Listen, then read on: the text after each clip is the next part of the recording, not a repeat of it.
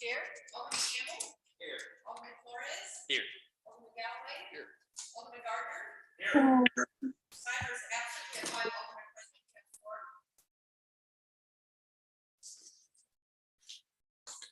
4. All right, has everybody had an opportunity to review the minutes of May 16 regular session? If so, are there any amendments or a motion to accept? Motion to accept. Second.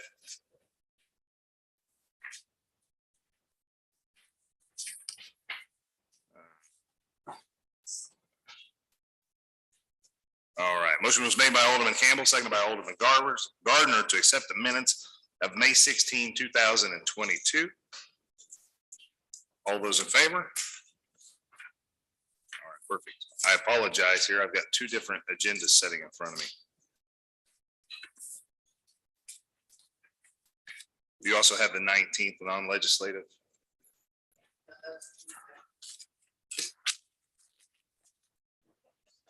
Exit stage left. All right, perfect. Ceremonial matters. We have a little ceremonial matter to take place. Paula? Beth? Okay. Beth would like to speak. If you'll just push the little talkie man in the middle.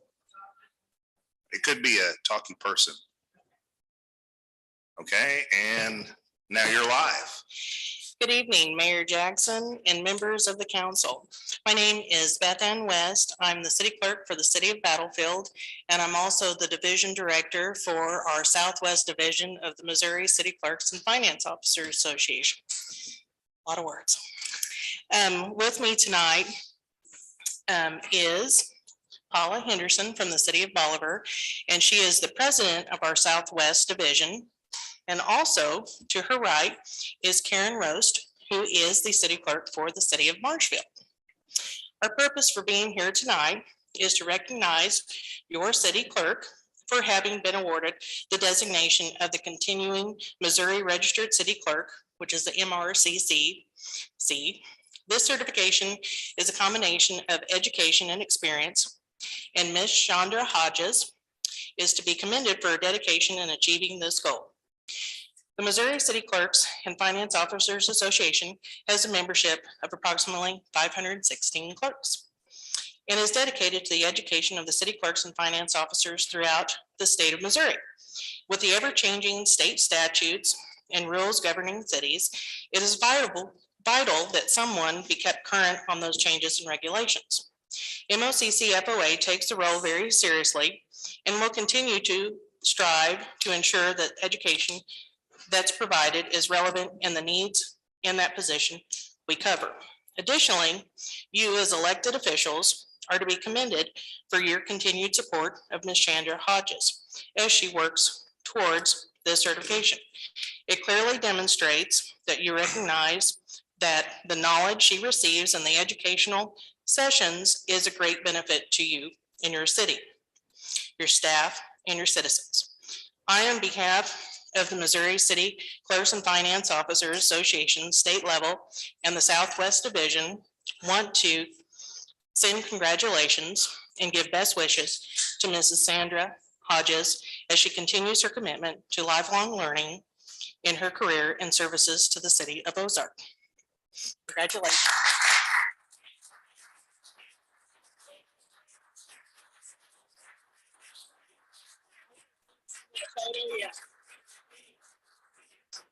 Come out front. I take a picture with her. Yes. That was the goal, was to have a nice surprise. There you go. Oh, Chandra, you know I'm gonna do that. You know your little paper there? Can I take a picture of it? Because you said a lot of words. Maybe just like peeking through or something. Okay. I think you guys are good. Thank you.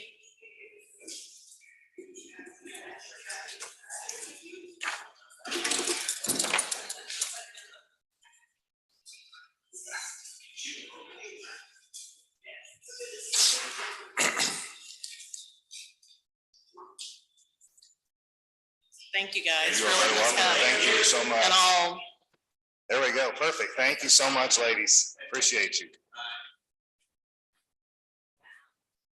All right. Perfect.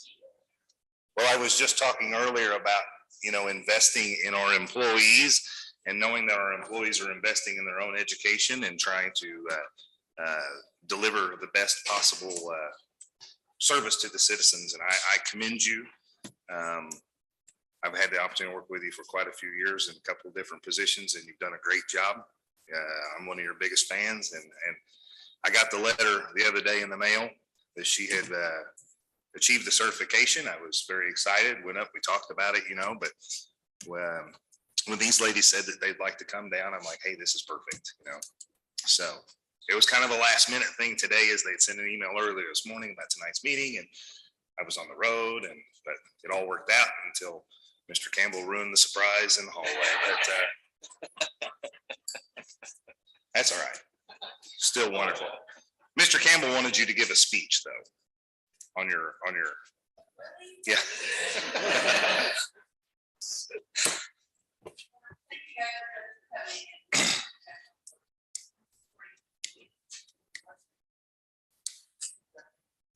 Absolutely. We're in good hands with you.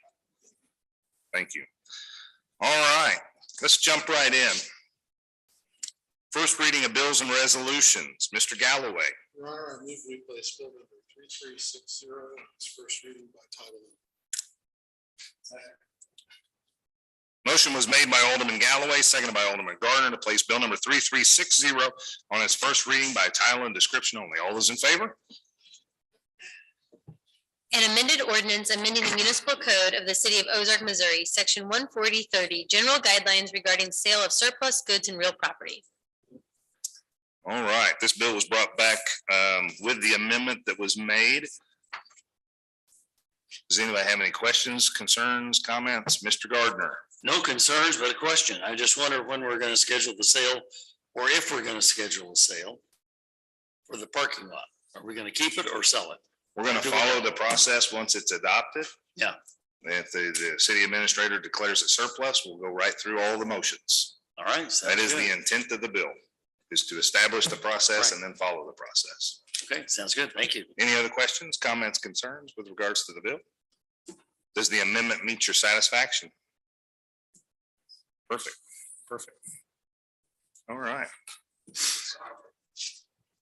Is anyone in the audience here this evening that would like to speak on behalf of this bill? Any at all? Hearing none, if there's no further board comments or concerns, this bill will be held over till the next legislative session. Pardon me, Mr. Galloway.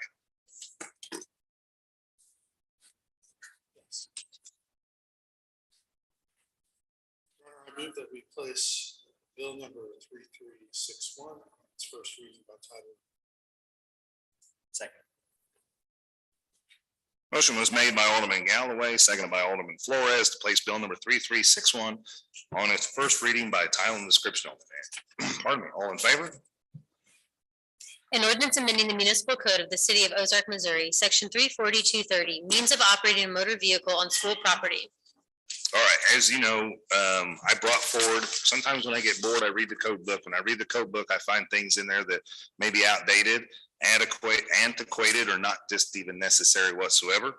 This happened to be one of them, and there will be a succession of several that are coming forward here.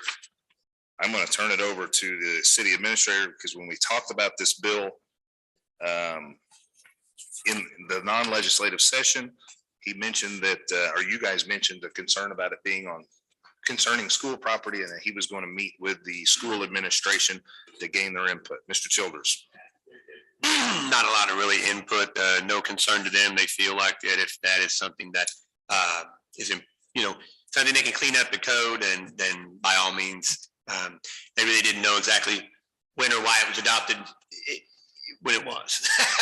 So I'm sure it had to deal with something at the time that maybe needed to be dealt with, but now it's not a particular issue or anything. I'm trying to remember, if I remember correctly, it was sometime in the mid-90s when it was adopted. Back then, there was no school resource officers and stuff. So now they have their own ability to take care of situations. So Yeah. You had nothing further? No concerns. Oh, perfect. Does any of the board have any questions, comments, concerns with regards to this bill? Hearing none. Is there anyone in the audience that would like to speak on this bill this evening? In that case, we'll close that section. And there's no one online, correct, Ms. Payne? Perfect. So if there are no further comments, questions, or concerns from the board, this bill will be held over until the next legislative session. Mr. Galloway. Your Honor, I move that we place bill number 3362 on its first reading by title only.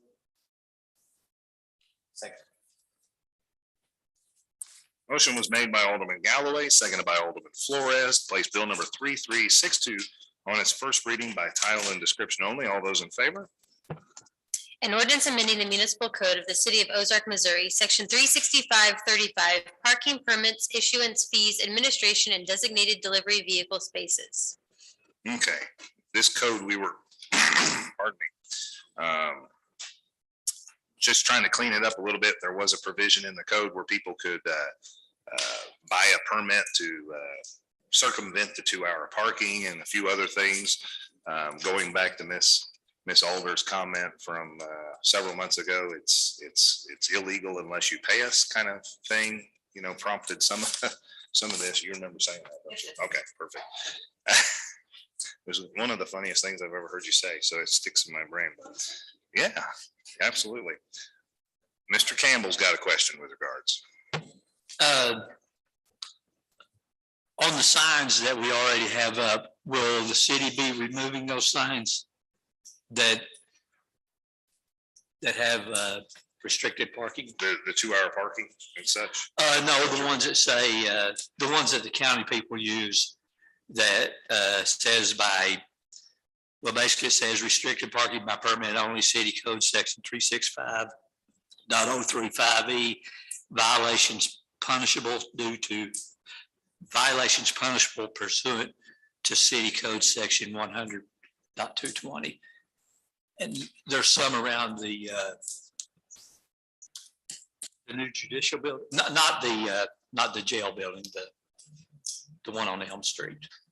Oh, the new judicial facility. The new judicial facility. There's signs around there that I suppose the city put them up. It's got our codes and stuff. Referencing back to our codes. I'm not sure.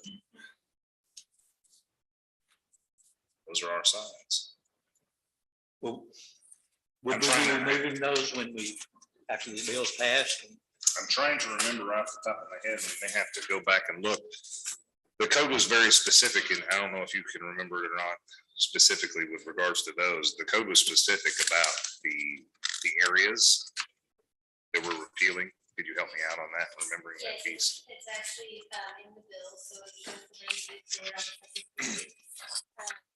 There's a residential permit, delivery vehicle permit, a daily permit, and government permit. And the signs that I assume that you're referencing that reference a specific section would only be tied to this permit that you're proposing to repeal. Okay.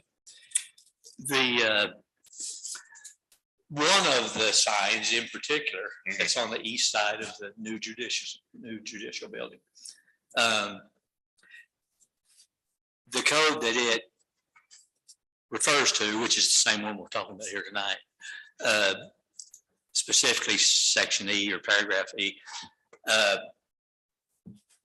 can't remember the exact verbiage, but basically it says that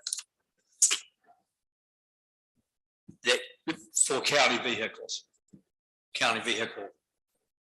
are the ones who I assume pulled the permit. They're supposed to repay, they're supposed to pay for them annually. So I guess The 4 spots that are allocated to the assessors for parking? Or no. Well, the one in particular I'm talking about, I see sheriff's deputies' vehicles there a lot. But the one in particular I'm talking about is not a government vehicle. And the person who parks their vehicle there told me a while back that I was in her parking spot. And this was on a Saturday morning at a veterans breakfast. And at the time I kind of thought, well, if that is your spot, does that pertain to when you're at work, or does that, she's a county official? Okay. I said, does that pertain, I thought, I didn't say anything because I didn't know what to say. Sure. I thought, well, is that for during your working hours, or is that like if the veterans are having a breakfast here, nobody can park in your spot, whether you're here or not, or what all does that mean? Was my thought process. But then after I got to reading the code, it doesn't allow for private vehicles of elected county officials. It does provide for county vehicles, but it does not provide for private vehicles of elected county officials. So I don't know who's paying that. I assume we're getting paid for it for those parking spots. I don't Maybe believe, not. Ms. Hodges, when was the last time a permit was issued? Well, it's been many years. I don't know exactly when that was. Probably maybe shortly after this was adopted. So it's been quite some time since we've actually issued a permit. Right, but we're supposed to collect them annually, the fees. Yes. And there may be an exception for county vehicles that some kind of intergovernmental deal made or agreement or something like Which that. I don't know that we have anything on the books. And I don't have a problem with that. What I've got a problem with is personal vehicles. Sure. Parking in those spots and telling other people they can't park there on a weekend. So I would agree with that. if we pass this, Mhm. and I don't have any problem with the ordinance. But if we do pass it, I want to make sure we get those signs down, all of them. And that would fall back, Mr. Childress. I was just gonna say, now that you're bringing this up, and I think it's a great point, there's signs like everywhere out there. And I'm not saying we know where every one of those are, Yeah. but, this is the first reading tonight. So what I'll do is work with the Public Works Director, and we'll make sure that we go out and identify all the signs. I know we have maps of the signs that are out there. We just have to hone in on those that are affected by this particular ordinance. And then, whereas at the second reading, the Board of Aldermen certainly is allowed to ask questions, we can have that information for you to look at. So if that's all right, that's what we'll do. Absolutely. And if we're going to have an intergovernmental agreement where we would have a sign posted like this, even though there would be no fee, we would still need to have something in writing as to why we have that and for what purpose, but definitely not for a private individual. So. Any other questions or concerns with regards to this bill specifically? Is there anyone in the audience that would like to speak on this bill this evening? All right, that being said, this bill will be held over until the next legislative session. Mr. Galloway. Your Honor, I move that we place bill number 3363, its first reading by title only. Second. Motion was made by Alderman Galloway, seconded by Alderman Flores, place bill number 3363 on its first reading by title and description only. All those in favor? An ordinance amending the municipal code of the city of Ozark, Missouri, section 370-190, headgear required, motorcycles or motor tricycles, by repealing language preempted by state law. So currently, pardon me, currently our ordinance states that anyone over the age of 21 with, I'm trying to remember exactly how it reads with the age, would have to wear a helmet, but the state law was changed several years ago. This would actually just clear up our books and we would be mirroring the state law. It should be a lot easier for our law enforcement officers to be able to do their job. And if someone wants to ride on a motorcycle without a helmet, be their decision, I guess. But anytime we can clear up the books a little bit and be consistent with what the state law is, I think is probably a good idea. Any questions from the board with regards to the bill? Is there anyone in the audience this evening that would like to speak on this bill? Hearing no questions, comments, or concerns from either the audience or the board, this bill will be held over until the next legislative session. All right. Mr. Galloway. Your Honor, I move that we place bill number 3364 on its first reading by title only. Second. Motion was made by Alderman Galloway, seconded by Alderman Flores, place bill number 3364 on its first reading by title and description only. All those in favor? An ordinance amending the municipal code of the city of Ozark, Missouri, chapter 390, boats by repealing language preempted by state law. Again, as the past one with regards to helmets, this one in regards to boats in Finley River. Just to be able to be clear and cohesive with what the state law reads. That's what was proposed by repealing. Anybody have any questions, comments, or concerns with regards to this bill? Mr. Gardner. Just a question, what effect will this have, do the state laws have with Bass Pro and the, when they do the, not the river days, but the James River Basin Partnership, whenever they have the barges that go up and down, they give rides on their boats? Oh, like a pontoon boat? Yeah, right. James River Basin Partnership hasn't had anything with Bass Pro since the Sertoma Duck Race Festival of 2018, I believe. So Okay. they're not doing that any longer. Yeah, it's really JRBP. They have one event scheduled for the year down here, and that's the Sunset Soiree, but it won't have anything to do with the Mill Pond. Yeah. It would, Yeah. it would, however, more affect the events down by the river, which would be maybe the duck race or whatever else might come along. So, But should that would they, be more the duck race yeah, situation. should they choose to put a pontoon boat in the river, it gives, sorry, I have a gnat or something that's buzzing in my face. It gives them more latitude than what our current ordinance has on the books. Our current ordinance on the books would disallow any of those boats to be on the river. This would allow them, and we would be mirroring the state statute. Okay, that's fine. Oh, sorry. Oh, I turned it on a while ago. I didn't know if you were asking for the legal answer about whether the state law would apply to the Finley River. It will.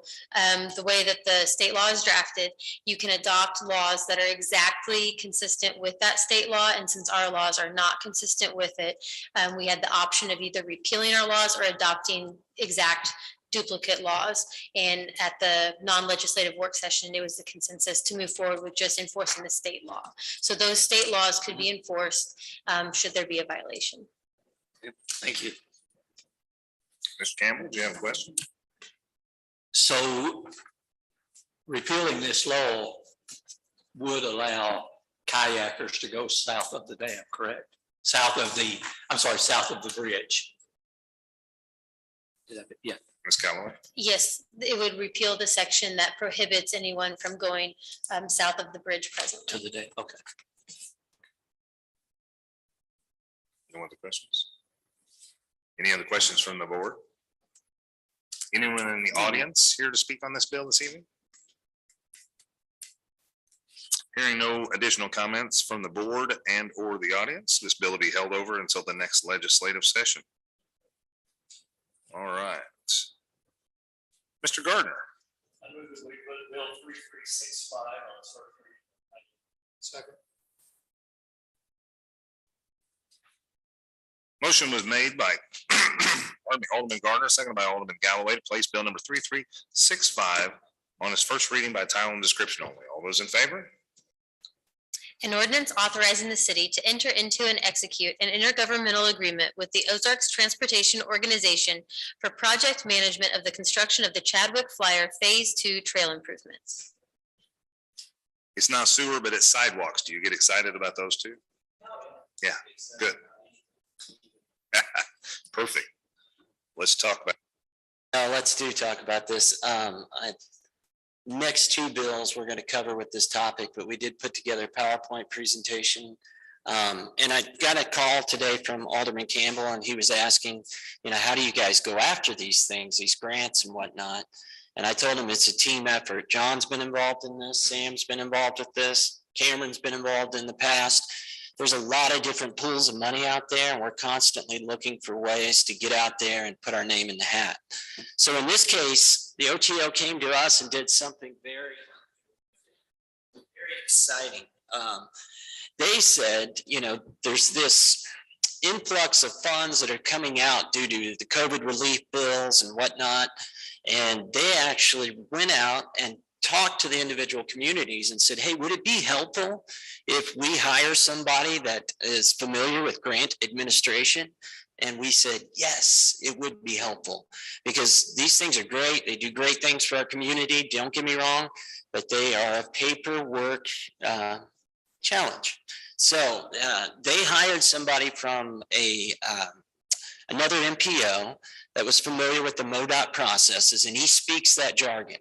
I was telling Mr. Campbell, after 20 years messing with grants, it's still, things change, and the new administration comes in and they change all the names. So just when you think you got it down, they change it on you. But this is for the next phase, and we're going to talk about this really quickly.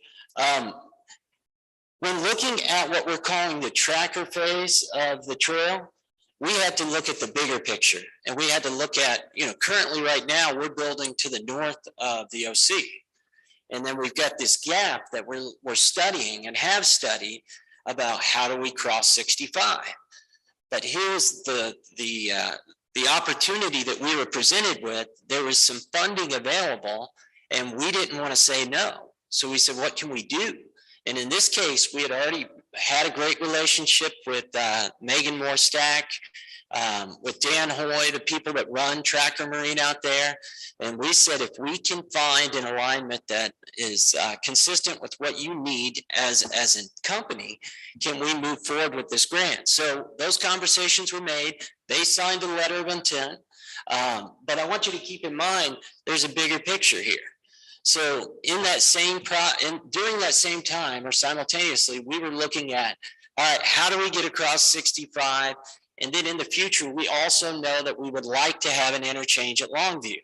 And we didn't want to do anything in this phase that hamstrings us in the next phase. So there was a lot of planning that went into this. Two really great documents that we've got the final drafts now. I will send those out to you after this meeting. They're a good read. They're not a long read, but they're a good read. We worked with CMT and the OTO on this, and we put together a great plan. As you can see, we've got alternatives, but I want you to see what stays consistent.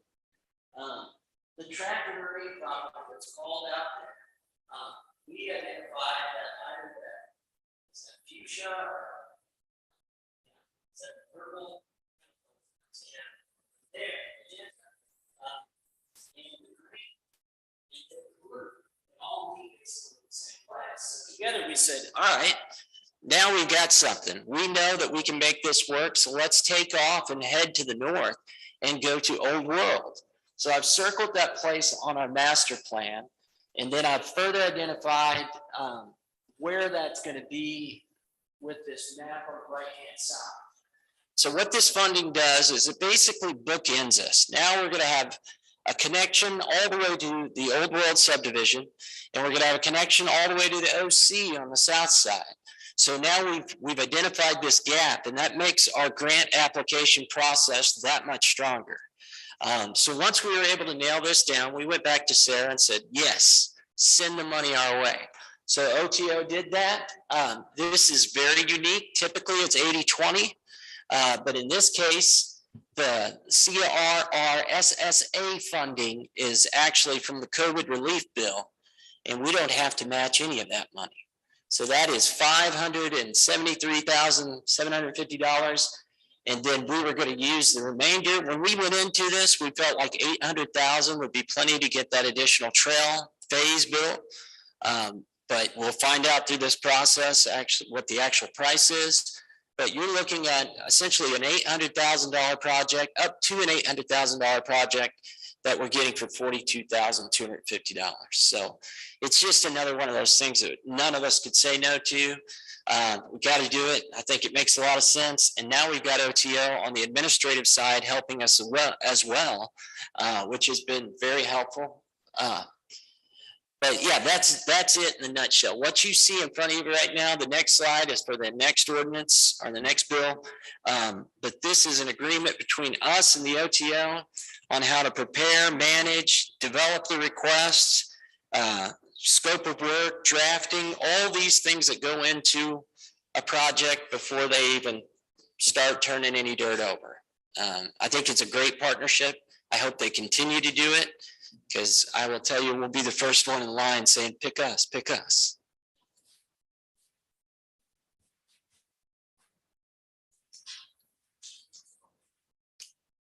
It's hard to resist.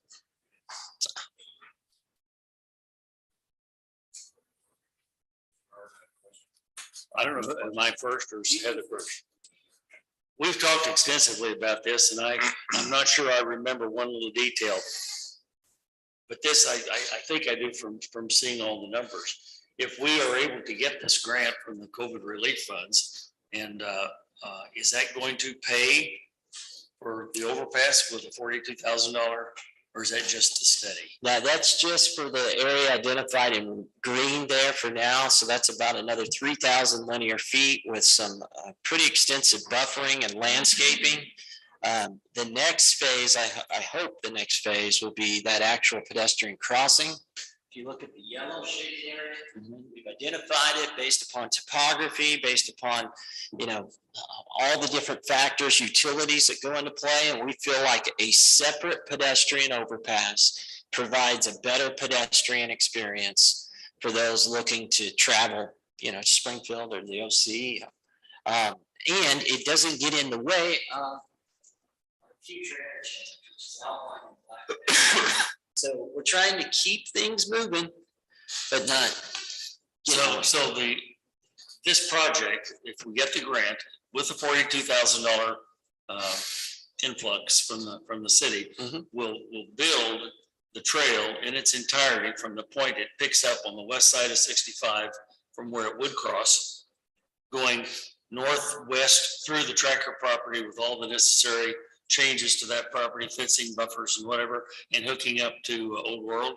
So basically what we did was we identified that green map on the right there, that stopping point just on the northeast corner of the substation was something that we could all agree on with Tracker. Based upon this plan, we identified that as the most logical termini, is the word that MoDOT uses. So that's where we'll pick it up and head north to connect. Like I said, there's going to be extensive landscaping, buffering, and things of that nature there. And then as we hone in on the pedestrian overpass, we'll identify, do we go 2A, do we go 2B? Because we're working right now with the Ozark Special Road District as well. We're trying to work with Nixa, the Cush County. We're trying to identify the best way to make this east-west corridor along Longview. So right now, just think of it as this pays for Tracker. And this sets the stage to fill the gap. So it's from Old World to Longview. Right. That's what it pays. It stops at the northeast corner of the power plant. It doesn't go quite all the way to Longview. It just goes to the northeast corner. Well, there won't be an access point to that trail on the south end. That's correct. Okay. At this time. At this point, yeah, I just want to make sure I understood. Okay. Thank you. And we're also working with Tracker Marine to identify, can we go further to the south? If you see the scope of work that we're studying, we actually study all the way down to the south. So we're going to try to maximize our dollars there. As much as we can build to the south, we're going to. And that's what this agreement does. It puts all that in motion. It goes from concept to getting it on paper.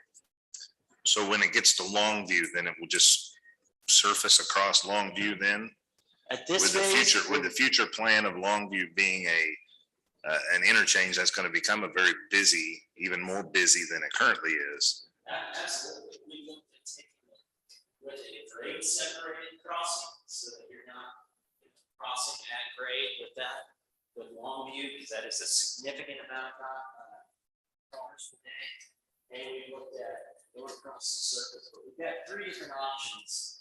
And as that pans out, and as we hone in on what will actually be built at Longview, we will determine the best way to make that connection. So I would assume that the roadway would have to be quite elevated, so there could be a potential to go under Longview. You're gonna have your takeoff and landing areas that kind of, think of the one up by, is that Republic Road? Republic Road and James River as it punches through kind of the takeoff zone. something similar to that. But we've got good data now. That study, I will send that out to everybody. I think it's to the point where we can send it out to everyone. Okay. Yeah. But it is going to be collaboration, just like this is a collaboration with OTO. We're already having those conversations with OSRD, Christian County. I mean, we've had some fun meetings talking about this east-west connection because it helps them as well. Sure. It's a much needed potential for our future. Yeah. And it's a big price tag. So right now Sure. we're taking the money that we can and putting it to good use. Absolutely. Ms. Alder, did you have a question earlier? Yes. You're good? Let's see, let's play roulette here and see who comes on first. Mr. Campbell. Go to the, go another one. I'm sorry, right there. I think we've got a $3,000 bust. I think the 42,250 should be 45,250. Hold on, I've got the actual numbers. I punched those in. 42,250 is what I've got on the explanation sheet. Okay, so take the 181,000 divided by. Yeah, it's kind of different. Huh? You gotta do this a little different because it's two pools of money. No, I understand that. That's why I'm saying 181,000. Okay. That's one pool of money, correct? Yes. Divide that by 0.8. No, okay, so I'm gonna explain it to you because it got me as well. I did this same thing that you're doing on your calculator right now. Okay. Essentially, the tip indicates that there's $800,000 total. The STBG urban money that we're using is 181. You've got to back out of 800, the 573, 750. So take 800 minus 573, 750. Where's the 800? I never did read the 800 anyway. The 800 is the total project cost right there. And it's what's identified in the STIP. Okay, okay. Well, okay, take your 226, 250 right there. And then subtract 181,000 from it. What do you come up with? Now, then you take your remainder and multiply that times 20% of the remainder. 80% of that will be covered by STBG or Okay, 20% will be covered by us. okay. What is the remainder? So that balance, you go from 573 down It's to 226. 226, 250. Okay, so tell me what 20% of that is. 80% is 181,000. 20% is 45,250. Correct. You got 42,250. Oh, okay. Is that what you're getting at? Why didn't you just say? I said $3,000. In your packet, you'll see on the program agreement that was, I thought you were calculating it appropriately because some people don't. Oh, I like to do the understand that. calculation. My bad. Sorry about that. And I failed to mention one other person in the grant process. Mary Edna. God bless her. You think it's hard on our end? She's probably back there laughing at my math, but I'm telling you, it's a paper trail on her end as well. It is. See, she'll tell you. So. All right. Mr. Galloway. Three things. I'll point out that Alderman Campbell and myself have broken our promises not to talk in this meeting.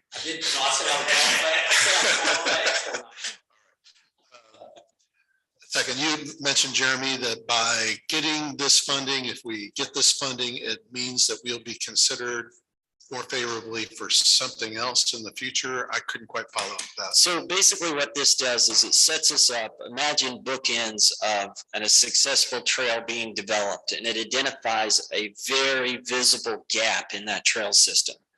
And what that does when you're scoring these grant applications, making that connectivity often gets you several more points when you're getting graded for those trail grants. And there's multiple ones out there. This is the first one, obviously, we've ever used this pool of money from, but this is very unique because it's COVID money. But in their statement on a lot of these funds, they consistently say that, you know, building these types of facilities and these types of trails is ultimately going to provide a healthier neighborhood, and that's how they justify using this money. So that's how we're here, even though I'm not good at math.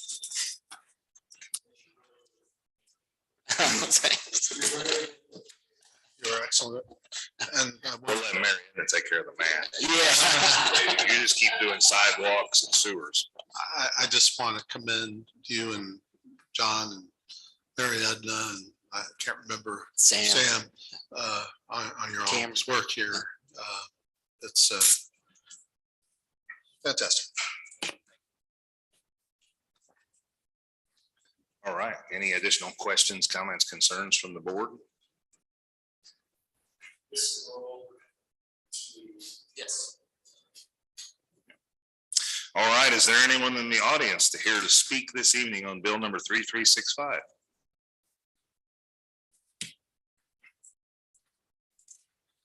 Hearing no additional comments from the board and no one from the audience speaking on the bill will be held over until the next legislative session. Mr. Gardner.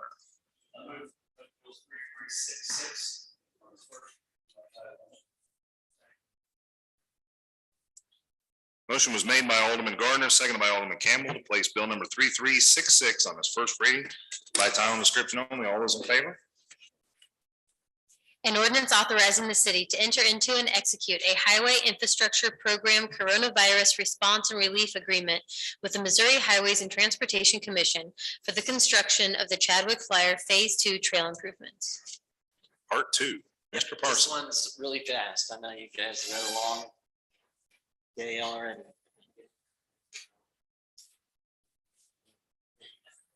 This program agreement is just basically, it's similar to a contract that we're entering into with MoDOT, the Federal Highway, to say, hey, we're going to define the project, the funding sources, project limits. We're going to establish maintenance and limit MoDOT's liability. And you can read the rest there, but it's basically just a boilerplate document that we enter into anytime. We did this with TAP 820, TAP 821, 822, 827. This one, if it stays on course, will be TAP 837.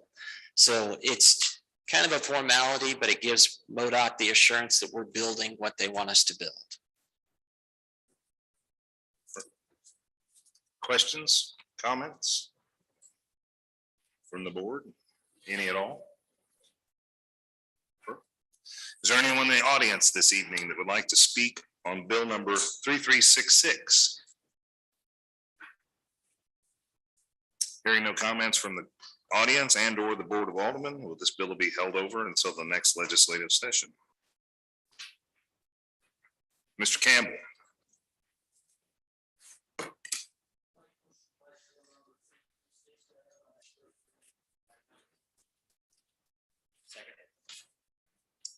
Motion was made by Alderman Campbell, seconded by Alderman Flores to place bill number 3367 on its first reading by title and description only. All those in favor? An ordinance authorizing the city to enter into an intergovernmental agreement with the Missouri State Highway Patrol for participation in certain law enforcement task force activities. All right, Lieutenant.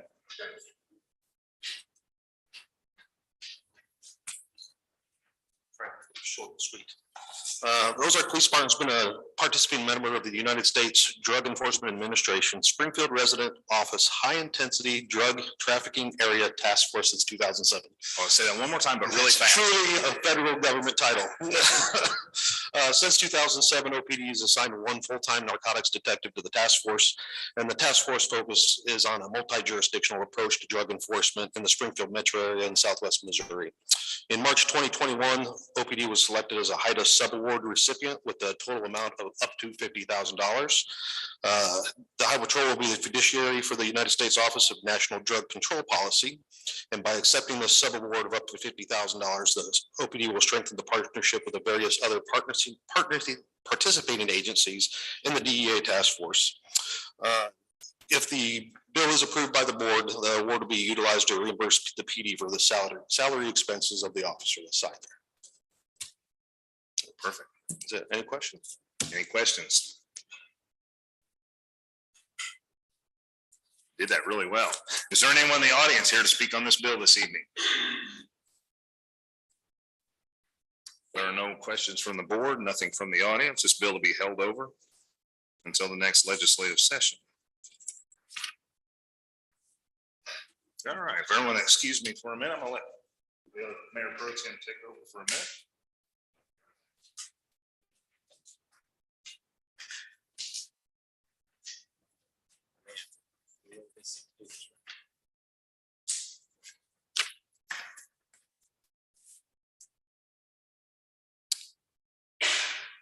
Alderman Campbell.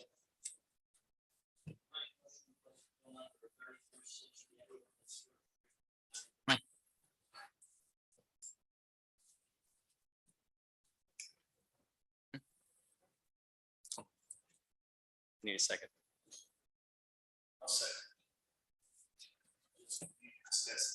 Oh, is that what it is? Okay. Yeah. Motion was made. Motion was made by Alderman Campbell and seconded by Alderman Gardner to place Bill 3368 on its first reading by title and description only. All those in favor? An ordinance amending the municipal code of the city of Ozark, Missouri, section 110-175, salaries fixed by ordinance to increase the mayor's salary.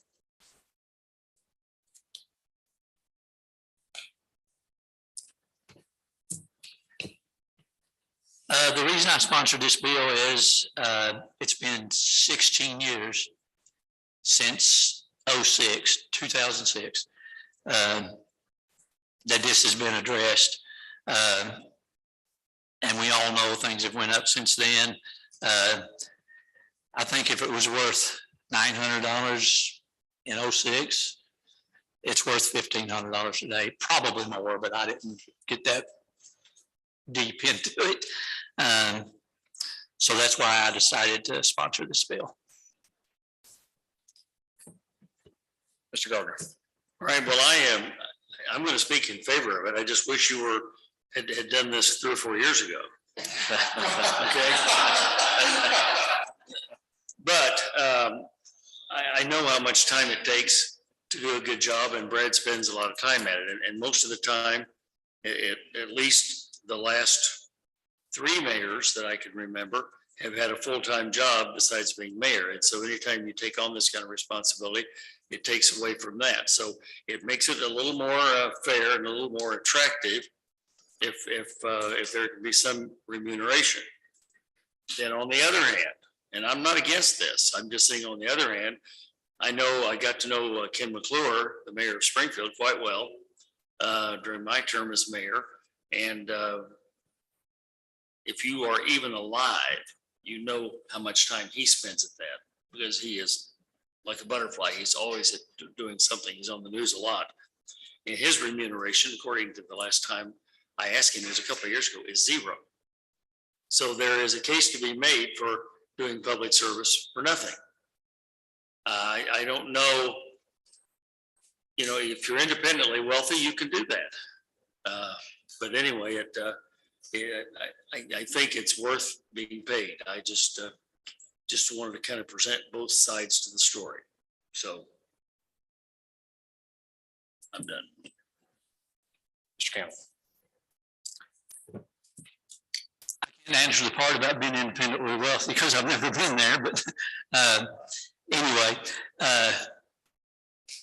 what I can say is I had given some thought into what you're saying, like, does the Nixa mayor make this much? Does the Springfield mayor make this much? All the other towns, I really don't know about all the other towns. I don't think Nixa mayor makes anything either.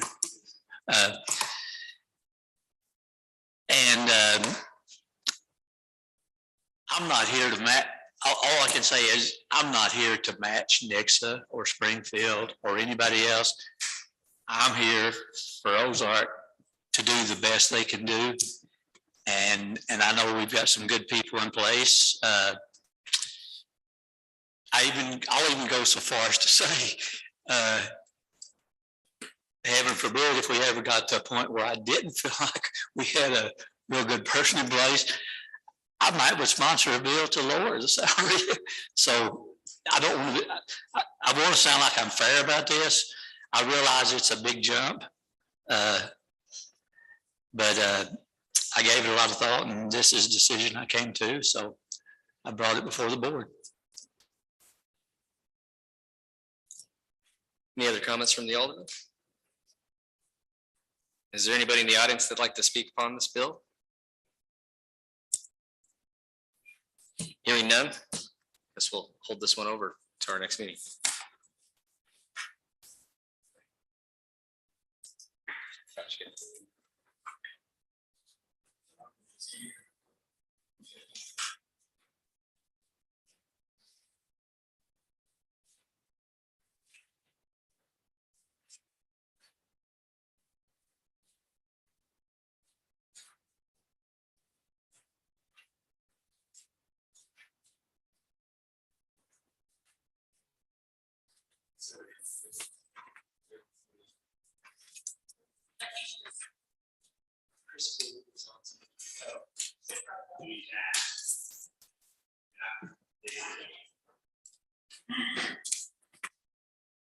All right.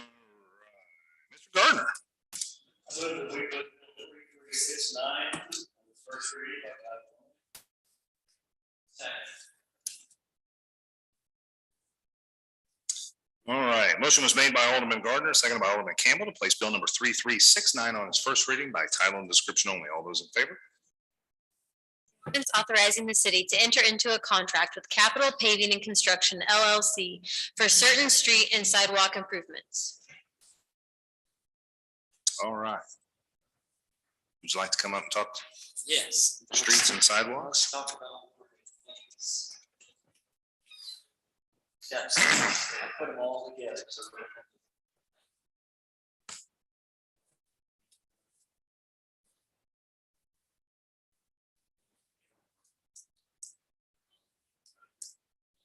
still yourself.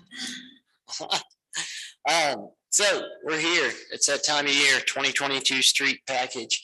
Going into this, we did not know what we were going to do this year, to be quite honest. There was a big question out there, and the people overwhelmingly said, let's do it again, which I think is awesome. So thank you all for helping with that. That was a good night, and it was fun to see people get behind us. So I'm going to show you what we've done so far, and I'm going to give you a little preview. Sam did this for 2017 through 2022. I'm giving you a little preview from 2022 to 2027. Doesn't have everything on there, but it's a roadmap. And this roadmap's going to kind of change a little bit from here and there. There's some big items on there. There's some items that areas that have been neglected for years. And to be honest, those are the ones that I enjoy working in the most with our crew, because the people see you coming in and they welcome you most of the time with open arms, because it's been a while. But that's just to kind of keep us on track. You guys went through all the presentations back when we did the study. But this year we're going to focus on 3 areas. The base bid packet will basically take care of all of 4th Avenue along Tiger Paul there. It'll also take care of Church Street that runs to 6th Avenue. Basically everywhere where you see a solid red line, those are the streets that we'll be dealing with this year.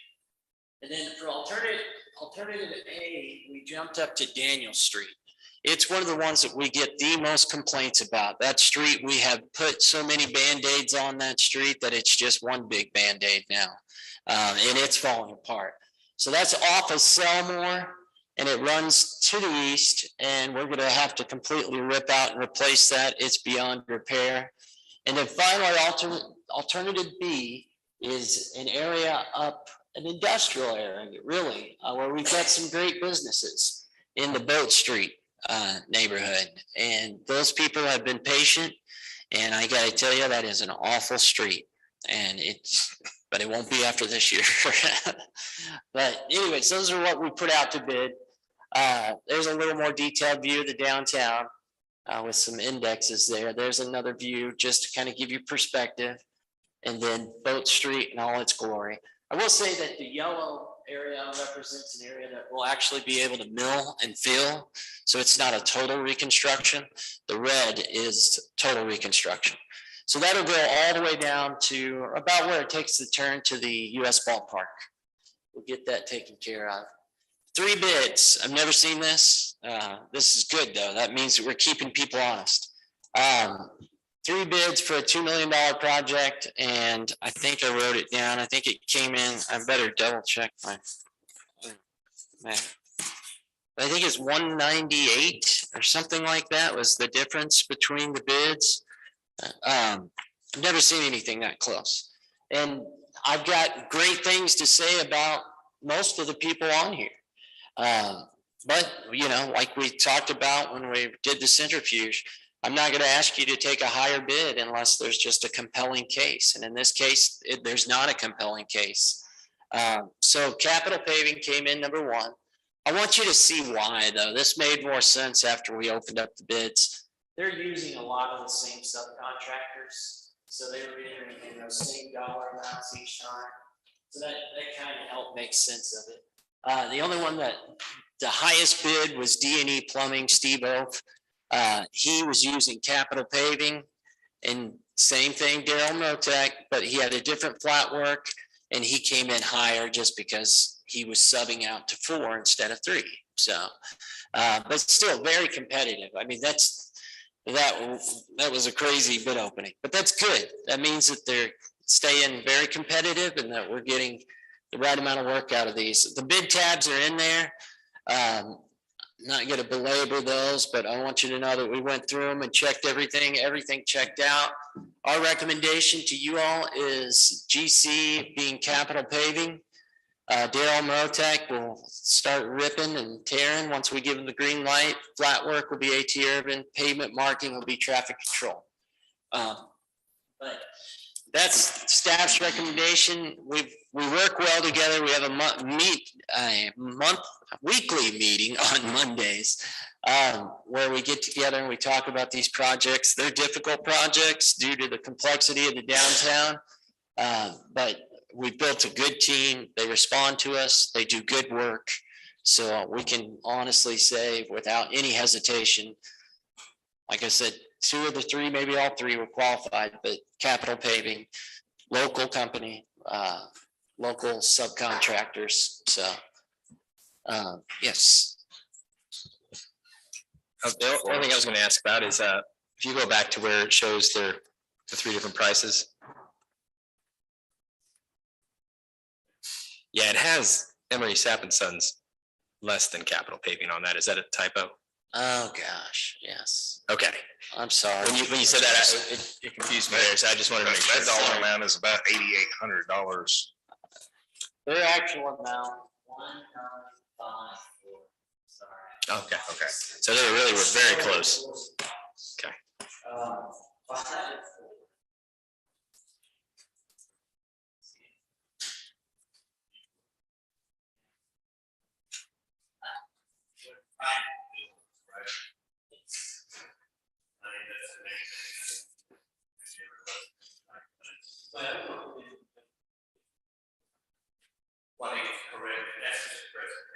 It's just, I just take all these documents and try to boil them down. This question, Emery Sapp was not the 6, but what it was, $1,954,000. In Capital Paving, it's only $903,000 plus the check. Right here is the handwritten bid, $1,954,085. It's just transition. So Emery Sapp is second. You know, that's what I thought.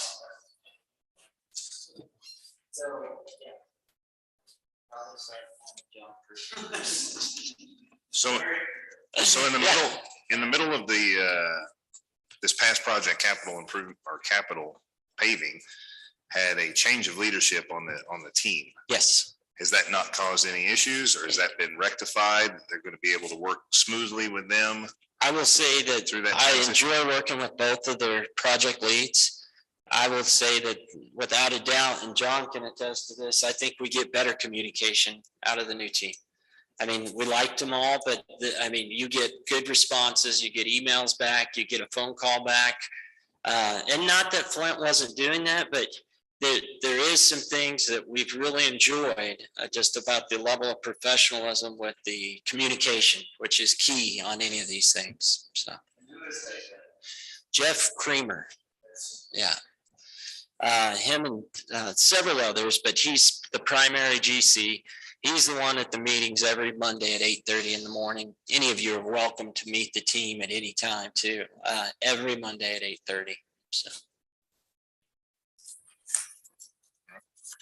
Mr. Campbell? Oh, I think I was next on it. I'm sorry. The only thing I was gonna say is that we're expediting this, on the front, we're showing that the next ordinance will be 22-021, but that's, we're one off there because that is Bill 3352 from last meeting, so we'd actually be at 22-022, I think would be the next one in line.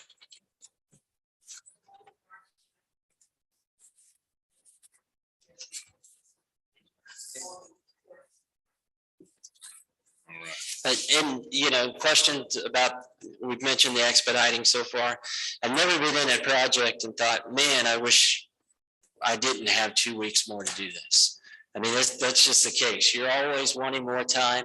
And one of the big keys in this project is that we're trying to coordinate with Tiger Paw and the school and get that section of 4th Avenue that I showed you completed prior to them coming back to school.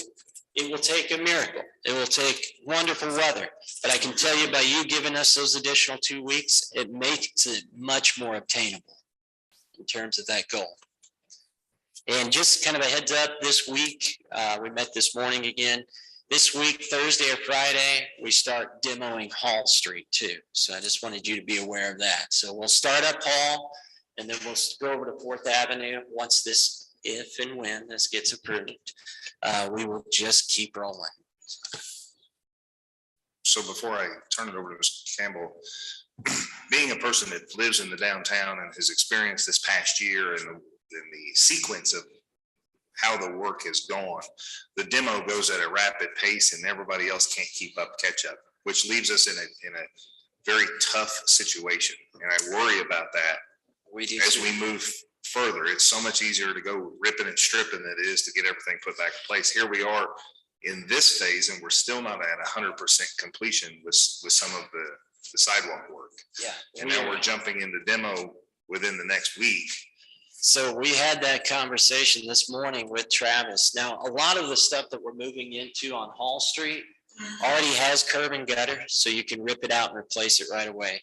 But we had a very candid conversation with them this morning and saying, we cannot open up ground without you being ready to go. And he reassured us, I'll be ready to go. We're not going to do that again. And I didn't know you lived downtown. You didn't know I lived downtown? No.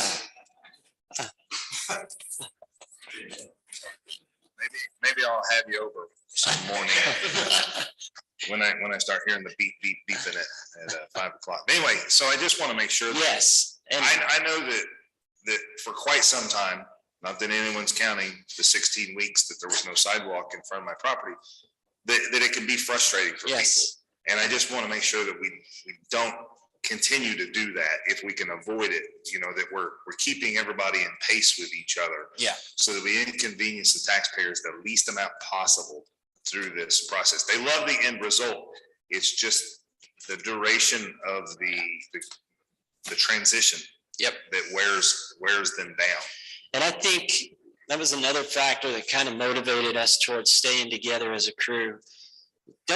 We've established, don't tell me what you think I want to hear. Tell me the truth. It's not going to hurt us. Tell us the truth. You want me to tell you the truth? No, not you. No. Yeah, a few times.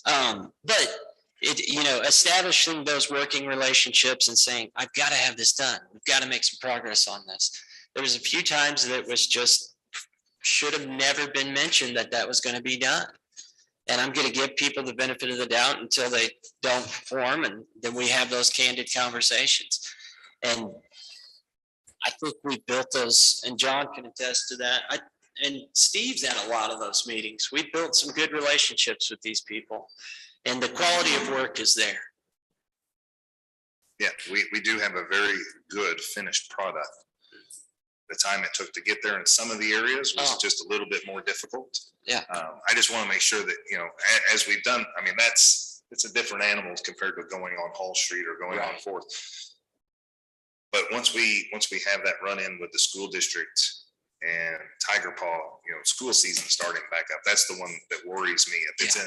If it's in a state of disrepair, waiting for, you know, the finish work to come around Yeah. to catch up.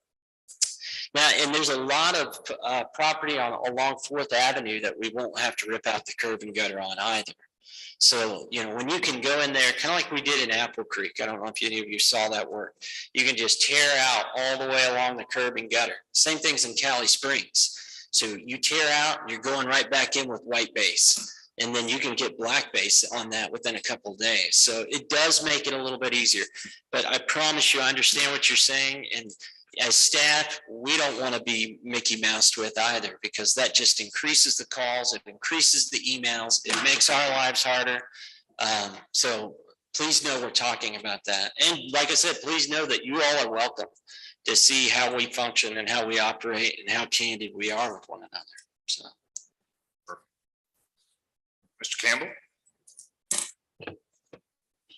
This is a 9-month schedule, which gets us into March of next year. So we're going to winter this project, correct? Potentially, based upon the linear footage, our intention is to get this done prior to the plants closing down. And that's why we're phasing this in downtown Daniel Street, and then we're going to the north on Boat Street. That's closer to the plant. That's probably the closest project that they have to the plant. It's going to be a night project on 17th Street. So we really thought this out to where, I know it's just a couple miles, but you know, on a cold day, Mr. Campbell, you know, if you can find a spot where the ambient temperature is above 45 degrees and we can continue to lay, our knock on wood, generally our driest weather is fall. Right now we're spinning our wheels again, because it's rain every other day. But our goal is, but in fairness to the contractors, Mr. Campbell, we had to give them the appropriate amount of days to accomplish that task. So that's where the 9 months comes in at? And that's based on linear footages. Okay. The 9 months is based on linear footage, or being done by November is based on? Well, no, being done by plant closing. The 9 months gives them the appropriate time to get the amount of tonnage that we've called for in this. We think we can finish it, and we'll have, if this gets approved, we talked about this the other day too, we'll have a construction schedule for you. And we told them this year, don't paint us a Picasso, paint us something that's realistic, you know. But I really would like to get this done before, the plants have been closing the end of November and 1st of December. Yeah. So who is Travis? You said something about Travis. Yeah, Travis. Happened again, blah, blah, blah. Travis Smith is the contractor for AT Urban. Okay. And he heads up that crew. It's a 7-man crew and they get a lot done. But there's times where, I'll just be honest, we've had this conversation that he's got too many balls in the air. Yeah. And you know how that is as a contractor. And then you go around and start chasing fires as opposed to being on proactive duty. You know what I mean? But so we don't have a contract with AT on this project. We've got a contract with Capital. Capital is the one that really. Like you say, I've been there hundreds of times with subcontractors. Subcontractors of a GC. Right. Contractually, we have nothing with them. We've got to get Capital to put the thumb down on those guys. Or we have to start, I mean, if liquidated damages are applicable, we got to do it. Yeah. I mean, I've seen AT's work out here, and I think they were under capital paving then too, weren't they? Yes, this last packet, they did that. Their work's probably better than average. Yeah. They do good work. But we just can't. Our contract's for 9 months. I'm kind of an under promise, Over deliver. over deliver guy, just like I guess most people think they are. But we're committed, they are committed to 9 months. We gotta hold them to it, especially going through winter. And I know on some of our contracts, I didn't see it on this one. Oh, I just now saw it. The winter clause. Weather shall not constitute a cause for granting an extension of time. Yeah. When they sign the contract, they can't come back to us and say, well, it rained all the time, blah, blah, blah. That's a risk they're taking. That's not a risk that should be on us. Yeah, and the thing that continues to be a thorn in our side out here is the utilities. It's the Liberty at the last minute this February saying we're going to move all these poles. Then you got to get all the fiber transfers. So we didn't have a contract with Liberty either. No, we did not. And they can do Capital Paving. What's that? Capital Paving probably didn't have a contract with Liberty. No. So there, I can understand that. I can understand that. And I do We just didn't have understand. any ammunition there. Yes. Yeah. Okay. And I really wasn't going to get this involved in this one until the expedite word came up, and I was going to study it a little more in the next 2 weeks. But I do have one more statement, I guess, to say. Yep. And I know you know this, and I know everybody knows this, but Cochran did put those last 2 paragraphs in their recommendation, I guess you'd call it, about subgrade repair, potential change order, and the solid rock excavation potential change order. I just want to say this again, and I know you know it, I know John knows it, I know Capital Paving should know it. Cochran has got to quantify this stuff before we break a rock or before we dig out bad subsoil or whatever. It's got to be quantified by, or during the process or before a rock before. Yeah. But bad subsoil, you don't know till you start digging. Right. But on the bad subsoil especially, it's got to be monitored. Yes, and they stand there and we actually take tickets and quantify the tonnage that we're taking off of that site, how many square yards. And we know it's bad, Mr. Campbell, because we cored all these streets. And if you look at our coring report, some of them have 2 inches of asphalt and then straight dirt. Some of them have 9 inches of asphalt and then gravel. I mean, it's the weirdest thing, but we know we're in an old area of town where, things. Unengineered highways. Yeah. Unengineered streets. Yeah. So we know that going in. That's why we challenge our contractors and our engineer to say, go ahead and quantify this on the front end so that we got a price and you're not coming back to us and saying, Like a unit price, the unit price. Yeah. Okay. All right, good job. Ms. Alder? Have to press the button. Nope, you're No, good. Okay, you turned it on. Hi. Okay, 17th Street. Explain to me what you're doing, why you're doing 17th Street again? 17th Street is at an area, or is at a point in its life cycle right now that if we were to mill and fill that, it would greatly increase its longevity. So while we're in there doing Boat Street, we're tracking everything out. Our IMS study showed that the pavement condition index in that area is at a point where if we do something right now, we can spend a lot less money now and reap the benefits. So while we're in there tracking all that up and doing the extensive work that we are on Boat Street, 17th Street will just, they'll come in and take the top 2 inches milled down and then come in and fill it. No curb and gutter work there or anything. It's just what we call a straight mill and fill. And those can be very efficient time-wise. And so is that going to be the last project that Boat Street comes as number 3?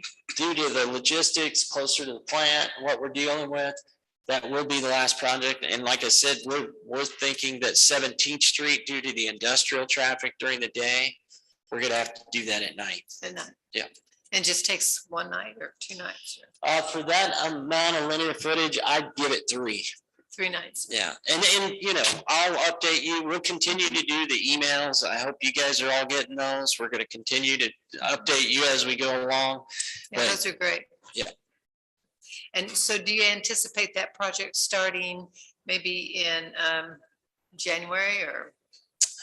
That project, right now, I'll get you a schedule if we approve this, and I will bring it to the board, email it to the board. I would really like to get that project started in October and finish it in November. Oh, okay. But again, there's so many factors there. But let me get you a schedule. Like I said, this one won't be the Picasso. It's gonna be a good old absolute representation of what we think the time will be, so. Okay, thanks. Yeah. Mr. Gardner? Jeremy, on that alternative B, the blue line is 17th Street and the blue line that goes west in the circle, that's Boat Street. The dark blue line. Okay, the red lines are sidewalks? Now, the red lines are just project areas. Oh, just project areas, okay. So the downtown Wasteland, all the streets that we touching are red solid lines. Alternative A. Okay. The streets that we touching is a solid green line, B is a solid blue line. All right, the only difference is that the base bid doesn't have the streets colored. It does, they're just solid red.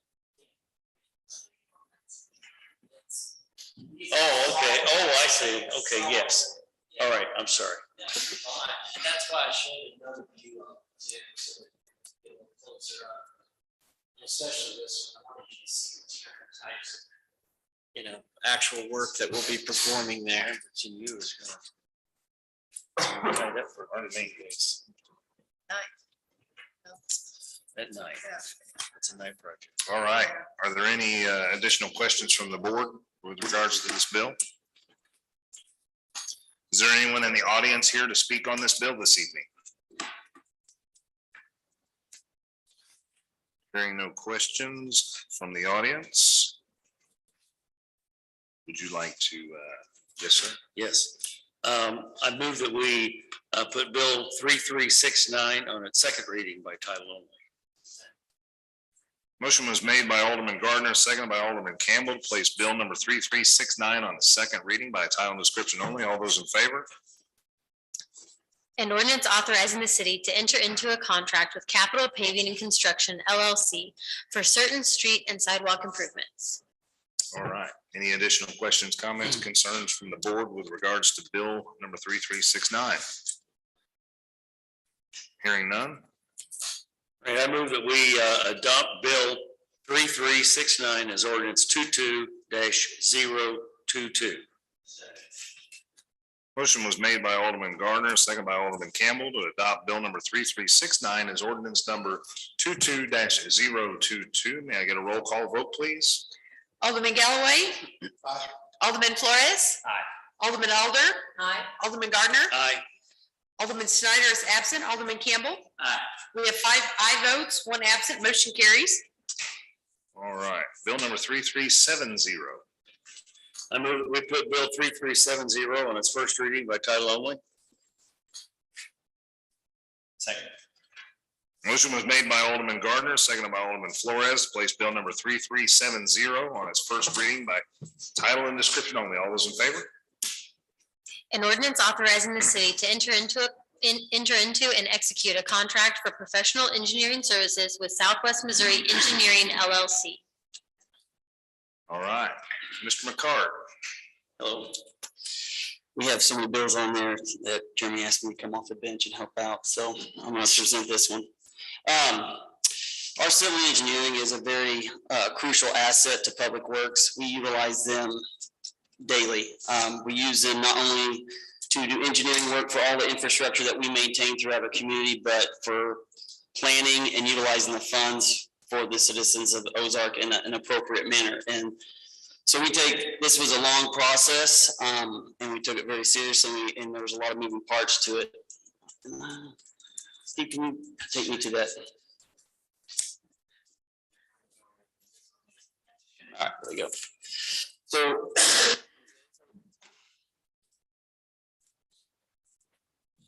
this is acting wonky, but we started the process in February of this year we sent out for RFQs, and we got 9 submittals from civil engineers.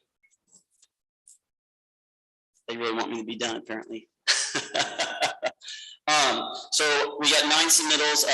Through those, we went through and read them all, and we had, it was the public works director, myself, and all our lead operators. And in that process of reading them and evaluating all these 9, we came down to 3 that we felt should be shortlisted. And so what we did is we brought all 3 companies in. We gave them a chance to present themselves to all public works and pretty much tell us why they thought they should be part of our team. All 3 companies did a very well job. We liked them all. Unfortunately, we had to narrow it down to 1. But after going through all that process, and we took this into a larger account. If you look there, you can kind of see out of the 3 that we shortlisted, the cost at Cochran for principal engineering survey and construction inspector is quite a bit lower than some of the competitors there. So we took that into effect. And also, we have been with Cochran since 2017, and they do amazing work for us. And that is our recommendation to continue with Cochran moving forward. Because this was a long process, we have kind of got to the end of our contract that we currently are with Cochran, and we would ask that we expedite this so we don't have any delay over a 4-day period.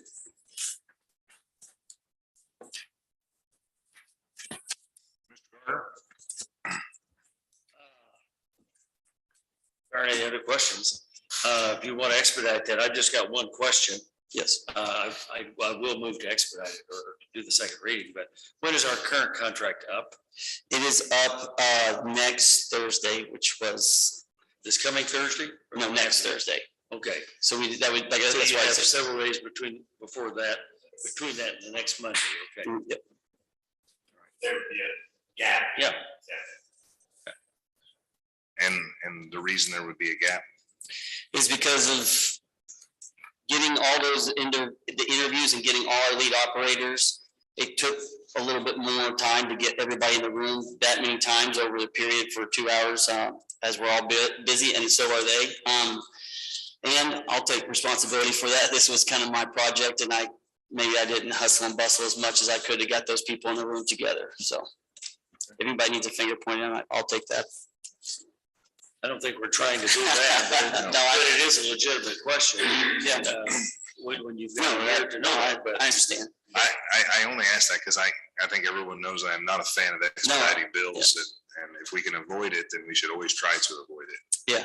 And so that's why I asked the question where it fell. Yeah. So I appreciate your honesty and taking the hit on that. Mr. Campbell? Well, I hate your expediting this. Yeah. I got some things to ask about. Yeah. So it looks like we issued a request, an RFQ. Correct. It looks like we're being asked to approve an RFP. And that's only part of it. Number one, we're being asked to approve a contract with Southwest Missouri Engineering.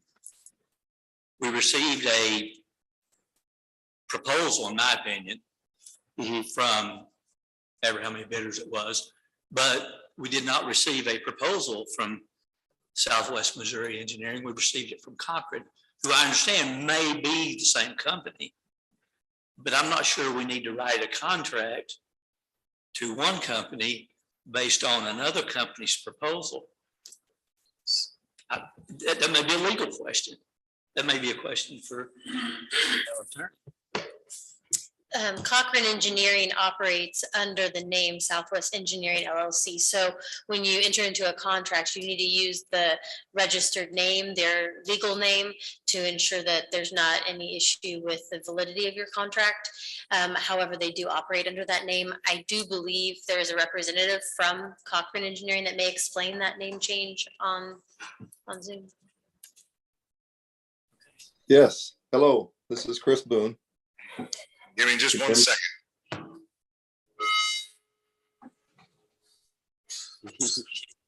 Can you hear me okay? We're working on your volume right now. Okay.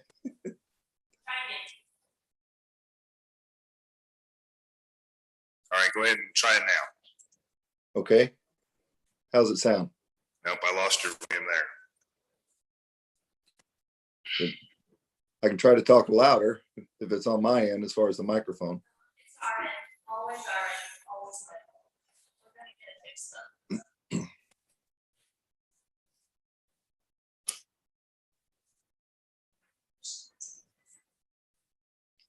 Say that. Okay. Try it one more time. Is that any better? Not sure. Testing, testing. Try it one more time. Right, can do that. Test, Oh, testing, testing. Hello, hello. Did it come on? Yeah, it's on. Keep Hello, talking to me hello. first. Just feed it to me. Hi. Hello, hello. I can call in on a separate line if that helps.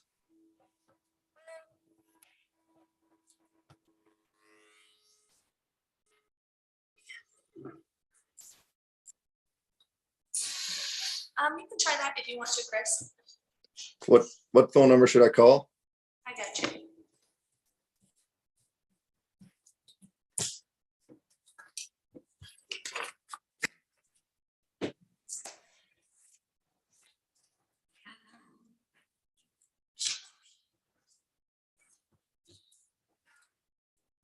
Did you get it? I don't. Are you calling my cell phone? In the chat.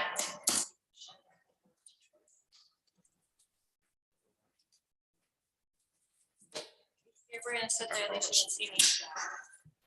Hi. Hello, hello. I'll get too far into Did you get the this. number? I didn't see a number. Did you send me a text? Oh, you're asking me to know how to use this software, aren't you?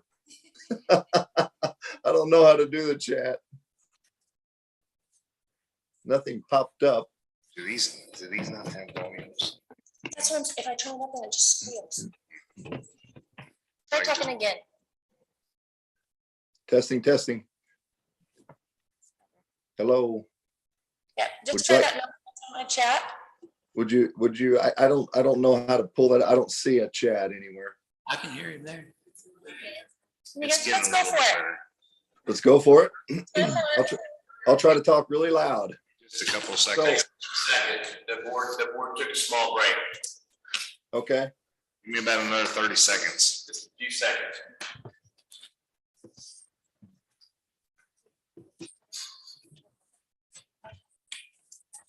Is the chat function part of Zoom? Yeah. We'll do it down on the bottom. Mine is off to the side, but down on the bottom, it should say like chat or something like that. No, I don't see it anywhere. All right, we're still missing someone.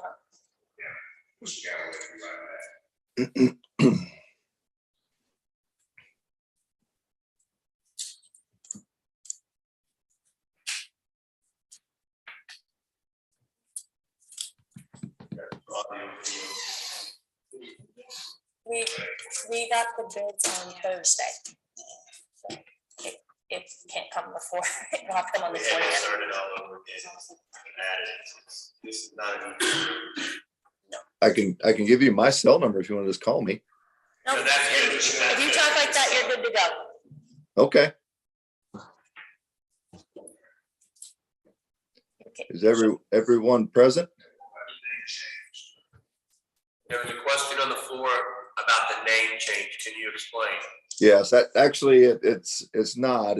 As Amanda noted, the actual entity is Southwest Engineering, SW Engineering LLC. The name Cochran is a fictitious name. That's the name of the company that I bought back in 1998 was Cochran. And I didn't want to lose that name, but each each office is its own entity, and that's the office there in Ozark is SW Engineering LLC. And we all go under the name Cochran.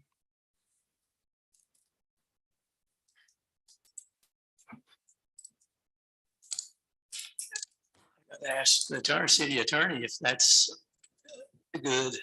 Is that a good enough explanation for you? Oh, yes, absolutely. So Okay. many businesses will register one name with the Secretary of State's office. And the reason that you want to contract with that entity is that's their legal entity. And so he's doing business under the name of Cochran Engineering due to it being the business he purchased. And that's how we know them on a day-to-day basis. But legally, we want to contract with their legal name. So that satisfies any concerns that I would have. So Yes. Cochran's his DBA. Essentially, it's a fictitious name. Okay, so. I mean, I don't know the answer to this for sure. Should the consultant be SWM Missouri Engineering LLC, DBA Cochran, or vice versa, or? No, because that's not how he's registered with the Secretary of State's office. So when we contract as an entity, the city is an entity. And we have to contract with another entity that's legally recognized. And he has registered that business as this name that I'm showing here, because I go on and I check that those names are correct. Okay. Because otherwise you would not have a valid contract. Okay, so the SW Missouri Engineering is a valid contract? It's a valid corporation Valid that you corporation that can we can contract contract with. with, yes. And we can hold, and Cochran will be liable for anything that could go wrong down the road? My understanding is Cochran is just how they're known day to day, but their business name is Southwest SW Missouri Engineering. So they are one and the same. They're just calling themselves Cochran. And that's based on what he's told us or what we've researched and found? That's just their day-to-day name. It's no different than how a lot of times we call MoDOT, but whenever you see a contract come forward, you actually have to contract with the Missouri Highways and Transportation Commission. But who's the proposal from? MoDOT or Missouri Highways and Transportation Commission? The proposal was submitted under the name Cochran, I believe. No, However, I'm talking about in your analogy. Oh, but in this situation, I understand what you're saying, that they proposed it under Cochran. I would believe that that was just because that's how we know them. However, we are familiar that they use a different legal name. And we're familiar with that because? Because when we contracted with them 4 years ago, I looked it up and I contracted. Oh, so we've done this before? Yes. Okay, I didn't know that. I didn't know that. Okay.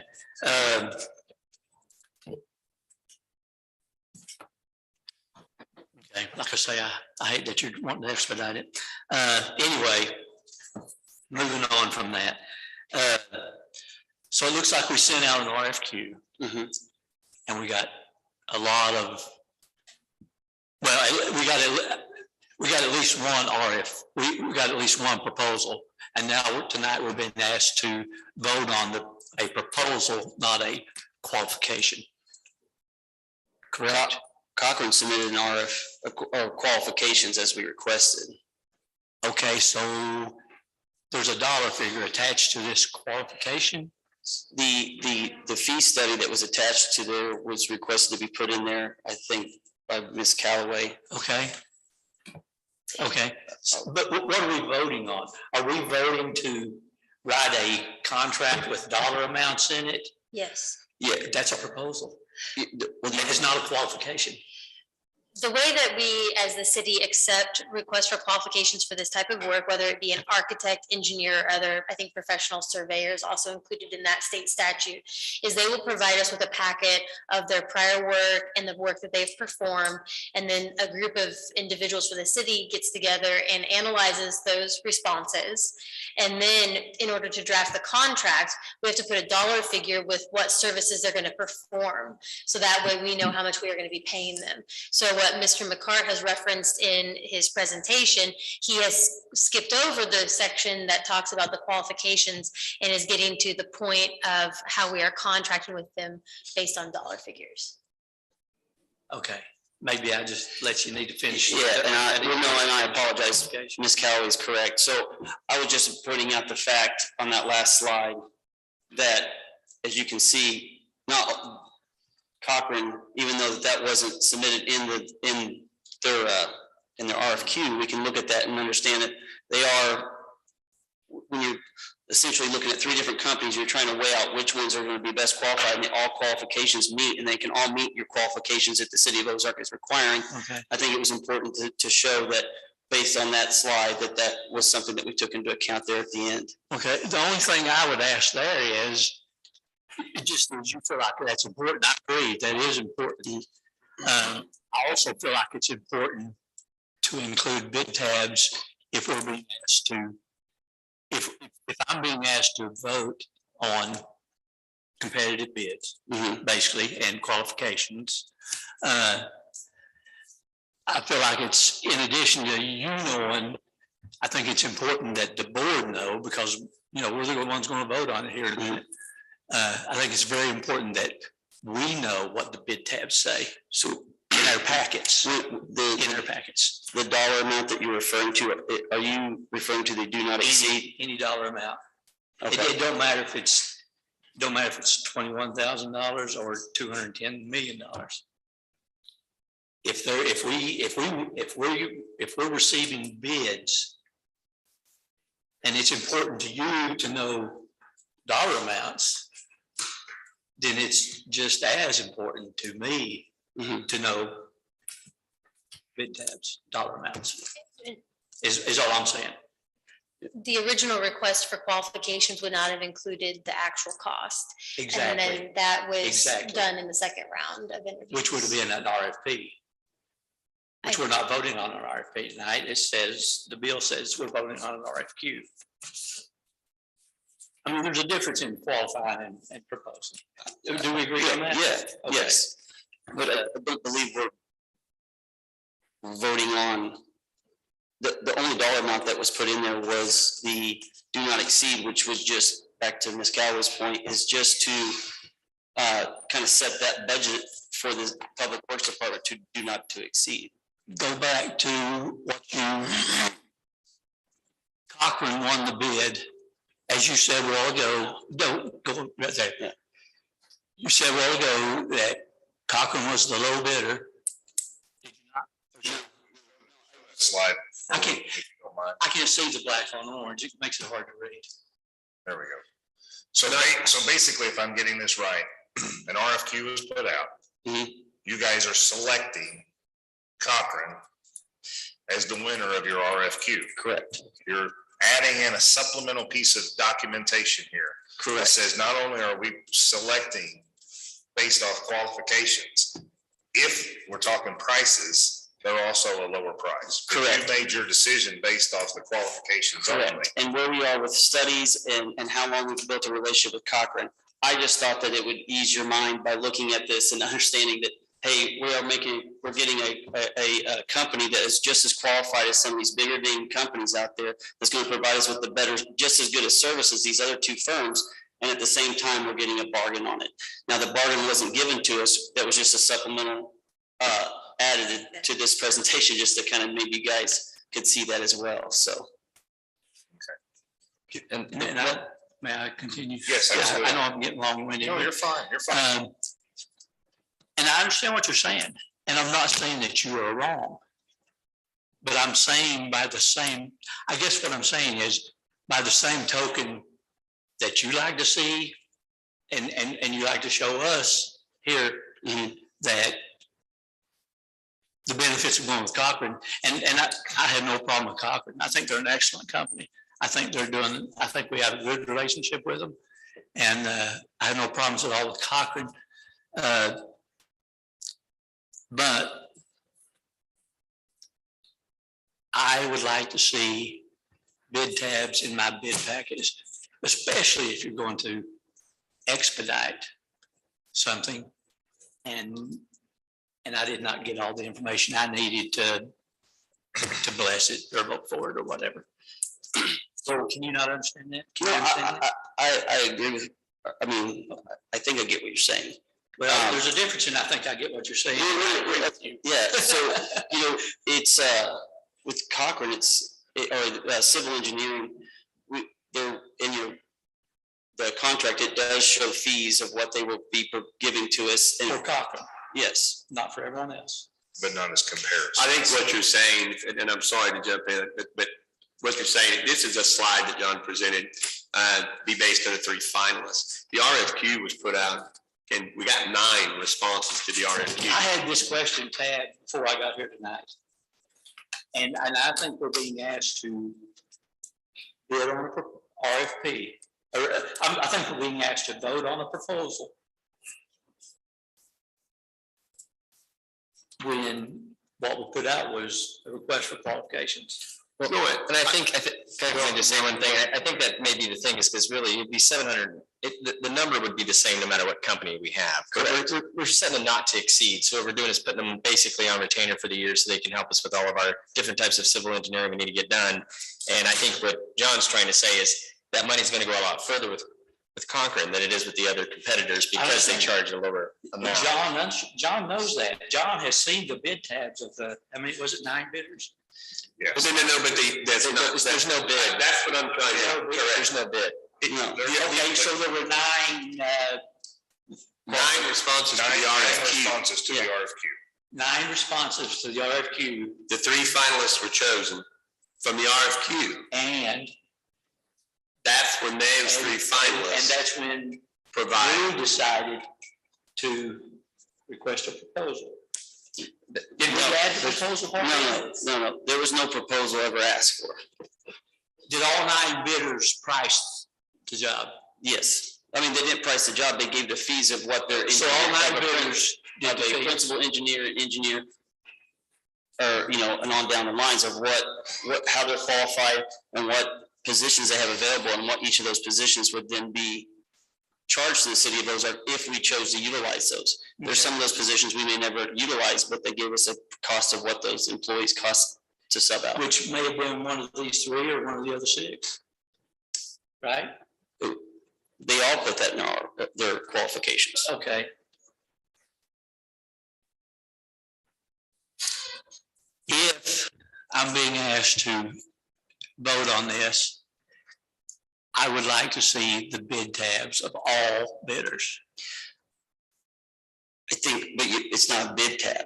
It was just. Okay, I would like to see what you put up on the board of all 9 bidders. Yeah, I'd be happy to give you all that. But I can't vote to expedite it, is the problem. So you're. I wouldn't even brought this up. I would have called you or Jeremy tomorrow or whatever day. I would not have brought it up here if we wasn't trying to expedite it. I just want to recap something. So 9 people answered the RFQ. Correct. All 9 of them put in their fee their fee schedule.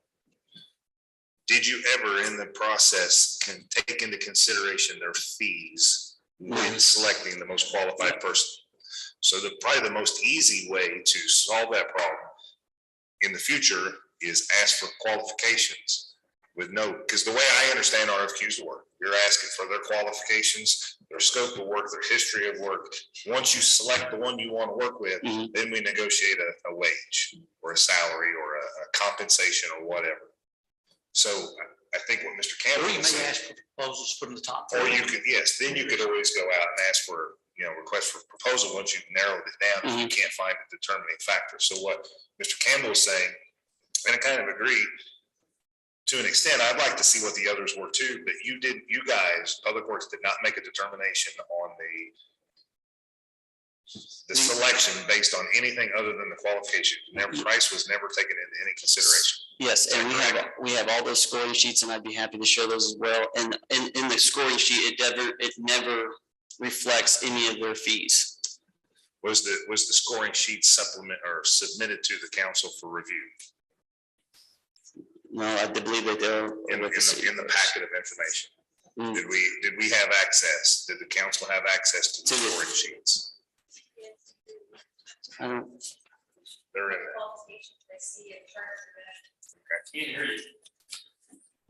There's a chart at the back of the packet that I believe Public Works provided you. Oh, It says yes. qualifications and requirements. And then it's shows you that what they offer. But- Yes. And then there's probably something else there. And then there's additional scoring sheets from each individual. I'm trying to get you turned on, but I got too many other people turned on. So, Mr. Childers, if you wouldn't mind. Sorry. I'd just like to provide a point of clarification. If it wasn't known, there's a state law that regulates how you choose an architect, an engineer, and a land surveyor. And you cannot do it by competitive bidding. You have to do it through qualifications. And so that's maybe why some of the confusion has come about, because typically in these types of contracts, you would have the bidding and the number, the value. But in this situation, you need to focus on the qualifications.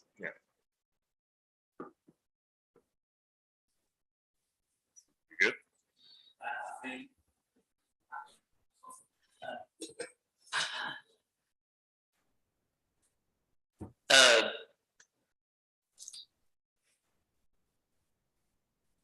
I've already said what I'll just be repeating what I've already said. Okay. I can't vote to expedite something that I've not seen as much information as I need to see. Yes, sir. That's the risk of expediting bills. Mr. Galloway. Just from the opinion of the city attorney, is this ordinance or bill properly before us? Yes, the bill is properly before you. Is there some other process that we could consider for this kind of bill, or is this the process? For approving a contract, this is the process. This is it? This is the process. This is the exclusive process? This contract has a not to exceed value of around $700,000, which would exceed the authority of the city administrator. So it would have to go to the Board of Aldermen to be approved. Yes. But I think that what I'm hearing is a critique that the process that this bill is going through is flawed. You've said, no, it's not. This is a fine process. And then my question is there some other process besides this one? I'm not familiar with any other process. My analysis of our city code section that dictates how this is done matches my experience with how a firm such as an engineering firm would be chosen. My understanding is that's what Public Works did. Okay, so from your point of view, it's the best process. This is process was satisfactory under the state law and our code section. Yes. Okay.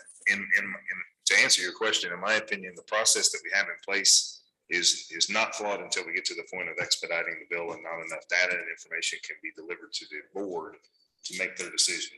So basically what we're doing here is we have one member of the board that has a desire to gather more data and information, but there is a time constraint in front of him because it's taking away that time for due diligence. I'll let you speak on your own there if you'd like, but that's how I see it. That's one of the reasons. Rick's wanting to speak pretty fast. That's one of the reasons why we did away with expediting or having first reading and final reading at the same time. Yes. This was flashing and I don't know, it's been solid for the last 2 or 3 people talking. So I just want to make a comment. I've been on council with Eddie a number of years in the past, and I understand his desire to have details in front of him. And if there are numbers, he wants to know exactly what they are. I respect that. I don't disagree with that at all. But I think what we're looking at right now is not a bid for how much per lineal foot of sidewalk. Look, the next bill coming up is what's the buyout going to be? Is it going to be $20 a square foot or $35 a square foot? It's not a number. It is a maximum amount that we can spend per year. And we are going to make that determination based on the qualifications of the people that respond to the quote. And I think for Public Works to go through 9 different respondents and get all of their department heads and their lead people, you are the department heads, but to get the lead people involved and to find out what they want, because these 2 guys aren't the guys that work with those guys every day. It's the lead people, and the idea is to get people that we can depend on, that we can count on, that are qualified for the work. And that's what we're making a decision on, not to exceed so many dollars. And for them to include that, their price pricing schedule, whatever you want to call that red slide up there, that says how much per hour for the various levels of engineering people that they have, whether or not we would use them or not. I think that they're all going to put that in there just as part of their qualification, saying that we have these people, and for your information, this is what we charge. But we're not making the decision based on what they charge. We're making the decision on their qualifications. And I understand and respect the expediting. And the way that we can handle that tonight is simply to vote no. And if you vote no, it will go to a second reading. It will not be expedited. It'll go for 2 more weeks. And then in about a week and a half, we will be outside of a contract. And if we need something that's going to come up in an emergency situation, which may not happen, but it could, we will have nobody that we're contracted with. So those are our options. So as I see it, that's what we're faced with. If we want to not expedite it and go ahead and get that information, which is just part of their qualification, it's not what they're bidding on. Then if you want that, then we vote no and we take a chance on that 4 days. Otherwise, we expedite it, and that's a choice we have to make. But I don't think it's a. Okay. Flores. How many years have you used Concrete at this point? We started using them in 2017. So I knew we'd been using them for quite a while, and they've worked out really well for us. Correct. Thus far. I know on their qualifications, the only thing they don't do is electrical distribution, which is the one thing we don't need. There's only them and CMT to do even architectural stuff and things like that. And so, I mean, out of the entire here, I mean, it's Concrete and CMT are the only two. They're the most qualified. And we know that they're quite a bit cheaper than CMT. So, I mean, you know, I think that when we know we have a budget that we're setting forward and the really question is how quickly are they going to burn through it? You know, we have 750,000 set aside for these services, and we know we're probably going to get a lot further with Concrete than we are CMT at this time. So when I was looking at it, I kind of thought it was pretty straightforward. I understand getting it expedited doesn't give us time to ask questions and do that, but at the same time, I do agree with it, them being there's two that we have the most qualified, and there's quite a bit of price difference between the two, and we also worked with Concrete for quite a few years now. So I mean, for me myself, I don't have a problem with doing this again with Concrete like we did last year and a few years before that. But so I think it's a sound choice. Can I speak? I apologize for coming before you guys to ask for you to expedite this. But I think it was very important for Jeremy and I to take our time to do our due diligence on this, to get our leads involved. We have been with Cochrane since 2017. We did not want this perception to come in before you guys without our ducks in a row, as they say, and not have done our due diligence and leave it up to you guys. We wanted to come to you guys and know that we really dug into this. We interviewed these other 2 firms. We took time to meet with our leads to really make sure that we were making the best decision, not only for Public Works, but for the city of Ozark. And we dug in a little too far. It took too much time. And now here we are asking you guys to expedite. I understand the frustration. But it wasn't because of kicking the can down the road. It was probably because we looked too hard into this and was worried about the decision and went round and round and round instead of just coming to you guys and a little bit earlier. So I just wanted you guys to know that's my apology. So. Any other questions from the board? Mr. Campbell.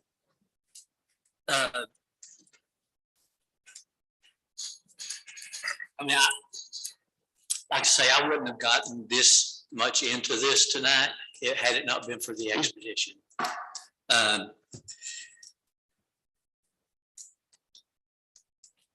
I've got 2 requests. Number 1 is based on, we've known since last June that we were going to have to send out an RFQ for a consultant this June. Correct? Correct.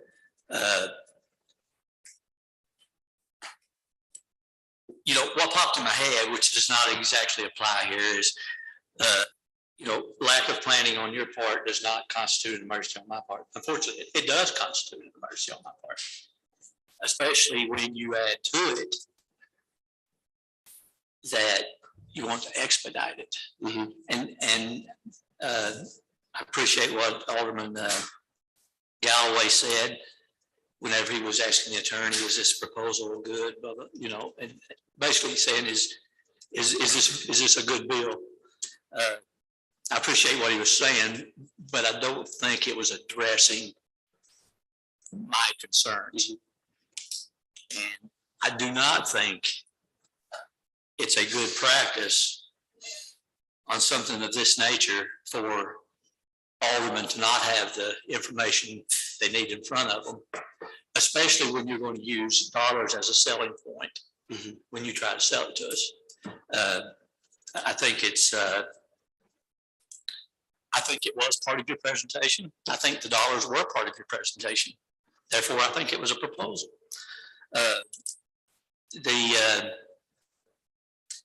What I'm asking is that if we're being asked to vote on something and you're going to use dollars as a selling point, we need bid tabs. That's my request of any department, really. And that's just where I'm coming. I mean, I'm sorry it came to this. I apologize. That's just where I'm at on it.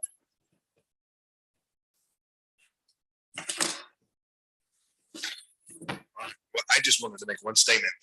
Nothing against, I think one of the things that the staff needs to remember when you're dealing with the board, you guys in your department, you're going through all 9 qualifications that are sent. You're doing all of your due diligence and you're selecting those based off their merits and the qualification process. Then your information is submitted through the process to the clerk. The clerk puts it out to the Board of Aldermen in compliance with state statute. That's in our hands.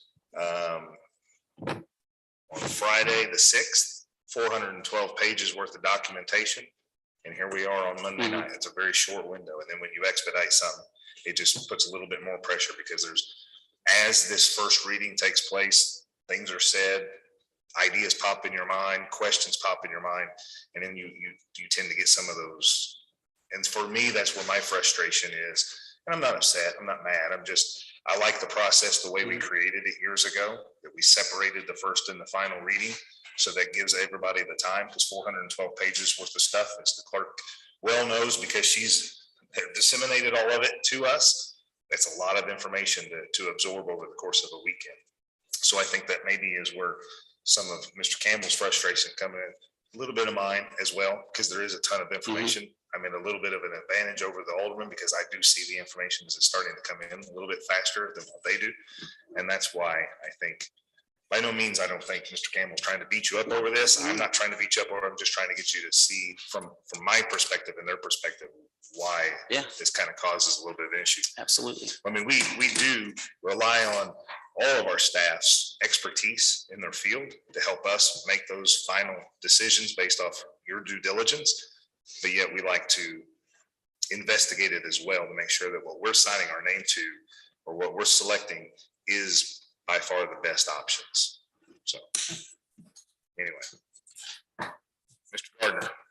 All right, well, as liaison for this bill, I have been asked to expedite it, and I haven't. Oh, I'm sorry, I thought you were calling on me for it. No, I'm sorry. I thought you were ready to jump on something else. Any other questions, comments from the Board of Aldermen? Is there anyone in the audience that would like to speak on this? Yes, sir. And I don't want John to take all the blame for this. And we've talked about expediting and whatnot.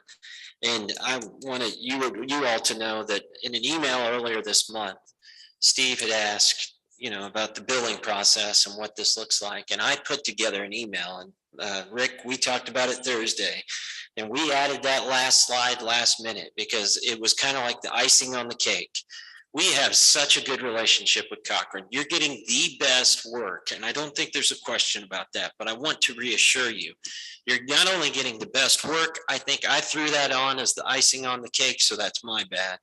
But I do go back to us working with our leads, and I challenge each and every one of you to take the time to talk to our leads, the Greg Douglases, the Rodney Robinsons, all the Matt Guccionis. We were not heavily involved.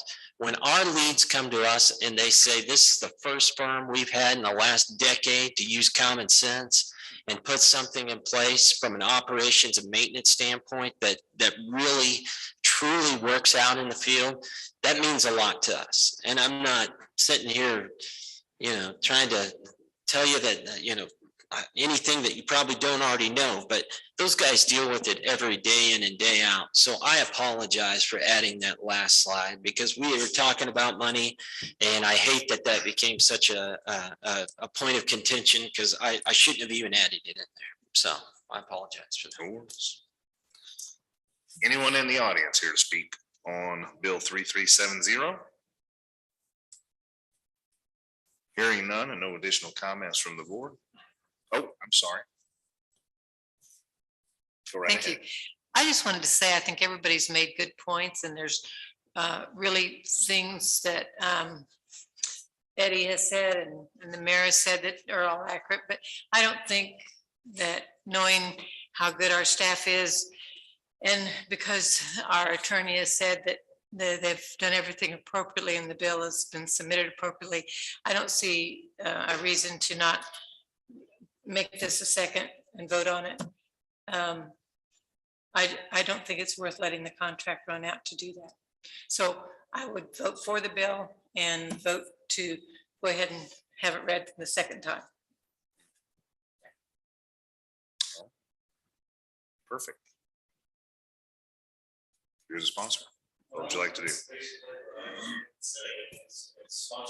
Liaison to Public Works.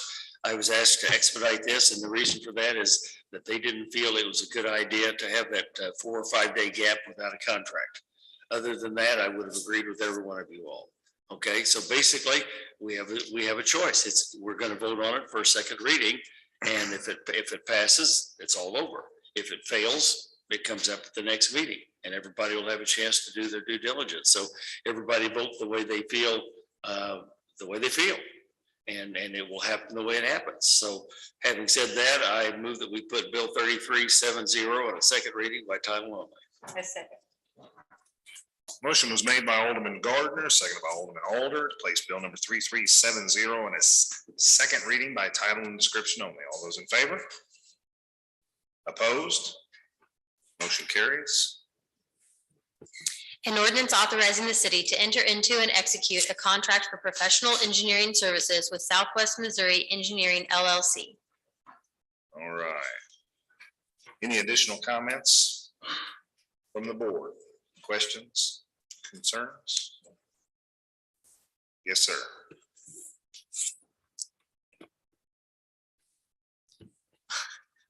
What my comment is, I just want to say that I respect all the work these guys do, and I don't want them to take this as a slap in the face or anything like that for me. My vote will be based on not having enough information to expedite a bill. It will not be based on Cochrane's qualifications. Okay. Any additional questions, comments, or concerns? Oh, so. Adopt Bill 3370 is ordinance 22-023.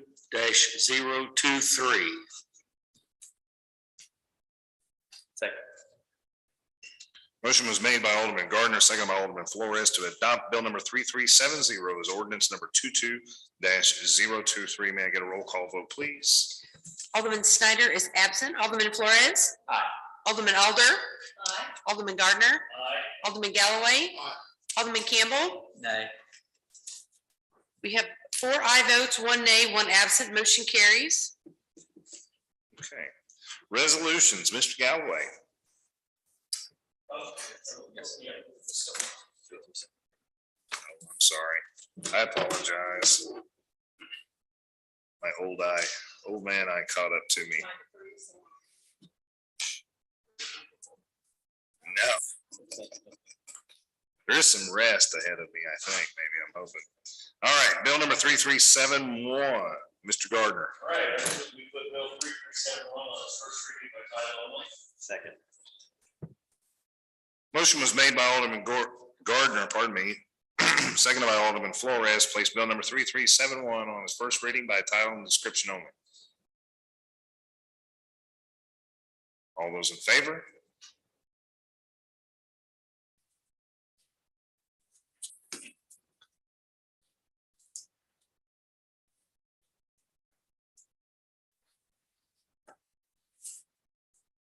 An ordinance amending the fee per linear foot for sidewalk improvements regarding section 410-330C, optional fee in lieu of construction. All right. Mr. McCart. Yes, so we have not came before the Board of Aldermen and asked for an increase in our sidewalk buyout since 2016. That price was $20 a linear foot, and as you guys can imagine, especially with everything going on right now, that $20 is not going to get you a linear foot of 5-foot sidewalk. So we're coming before you to ask to raise that to $34. But I just want to give you guys a brief understanding of what the sidewalk buyout is and how it can be utilized by developers. They have to meet this criteria. And there's 3 of them. The city plans to construct public improvements in the area, which would result in damage or deconstruction of the proposed sidewalk. The cost to construct the proposed sidewalk would be at least 25% greater than the average cost of sidewalk construction, or the street is edged by the shoulder and ditch rather than curb and gutter. So if they meet those criteria, the Public Works Director has the option to allow them to move forward with the sidewalk buyout, and those funds would then be utilized elsewhere throughout the community in the ward that they were, the development was to occur. And how we got to these current costs of the sidewalks is we went through the last, like our tab 820, tab 821 and 22, which are the grants that we were awarded up on the north side of town and over on South Elementary. 827 is the Chadwick Flyer Grant, and then our 2021 bid and the 2022 bid, which Jeremy proposed to you guys tonight. So the average cost of all those projects put together are $34.35, and we rounded down to $34, and that's the price that we're requesting to put in our sidewalk buyout form. Okay. Any questions or comments with regards to the information submitted? The only thing I was going to ask is that $34? Is that with the 25% markup on there, or is that before? No, the 25% markup would say someone came in and they would show that the 25%, it was greater than 25% more than the $34. I understand. Yeah, where it makes it where they can't put them in, more or less. But they would have to incur more cost to put in sidewalks in the area. I see. Mr. Campbell. I just want to say that once the discussion is done, I'm going to ask for an amendment to this bill. Okay. Give everybody a chance to talk first, though. Sure. Any other questions? Anybody in the audience here to speak on this bill? 3371? Hearing none. Mr. Campbell, do you have an amendment to the bill?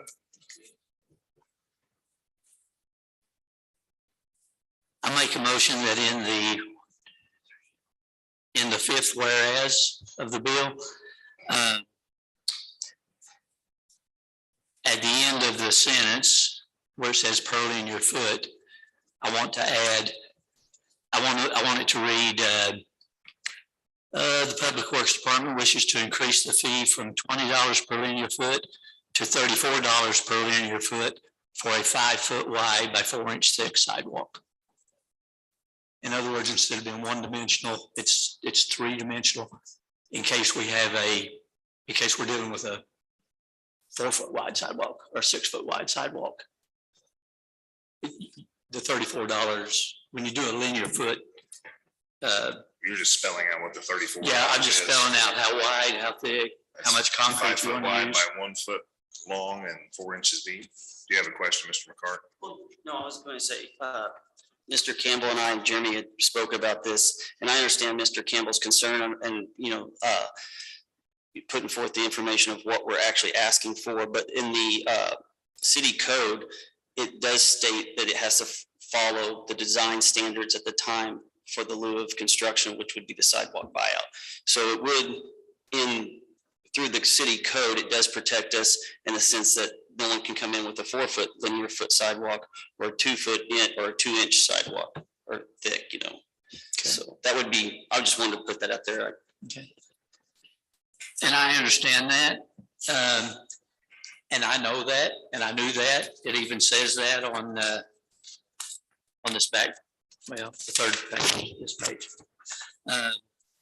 The problem is sometimes we'll run across ordinances that say something, but if they had said just a little bit more when they wrote the bill or wrote the ordinance or whatever, then the alderman 15 years down the road, or the public works director 15 years down the road, would have a little more information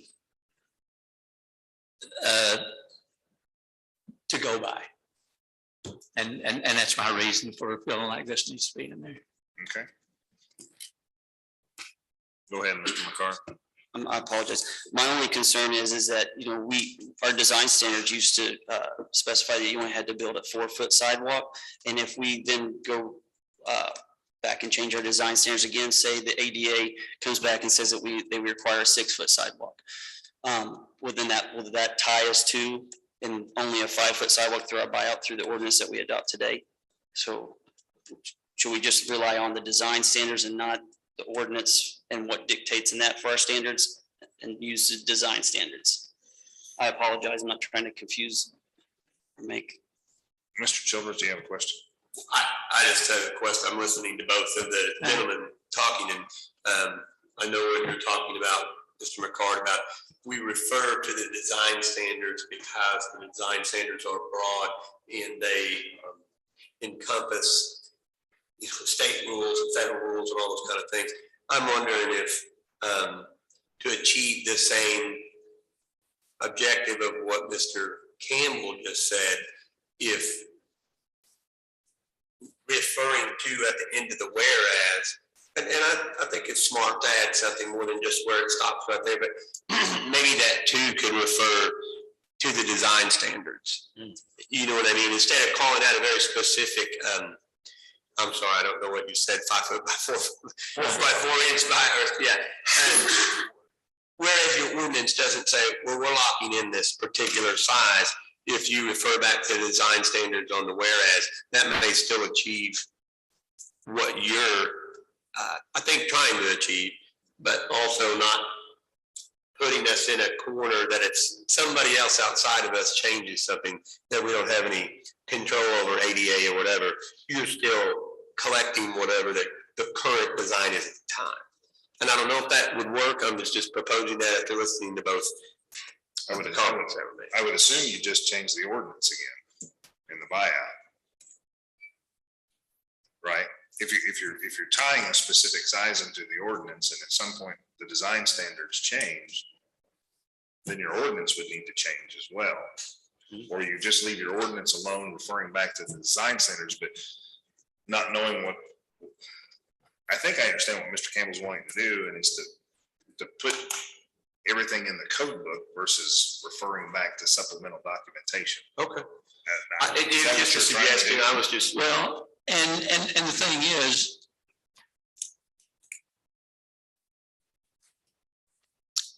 the design standard says 4 foot, I'm sorry, 5 foot by 4 inch wide sidewalks. 4 inch deep. 4 inch thick, jeez. Yeah.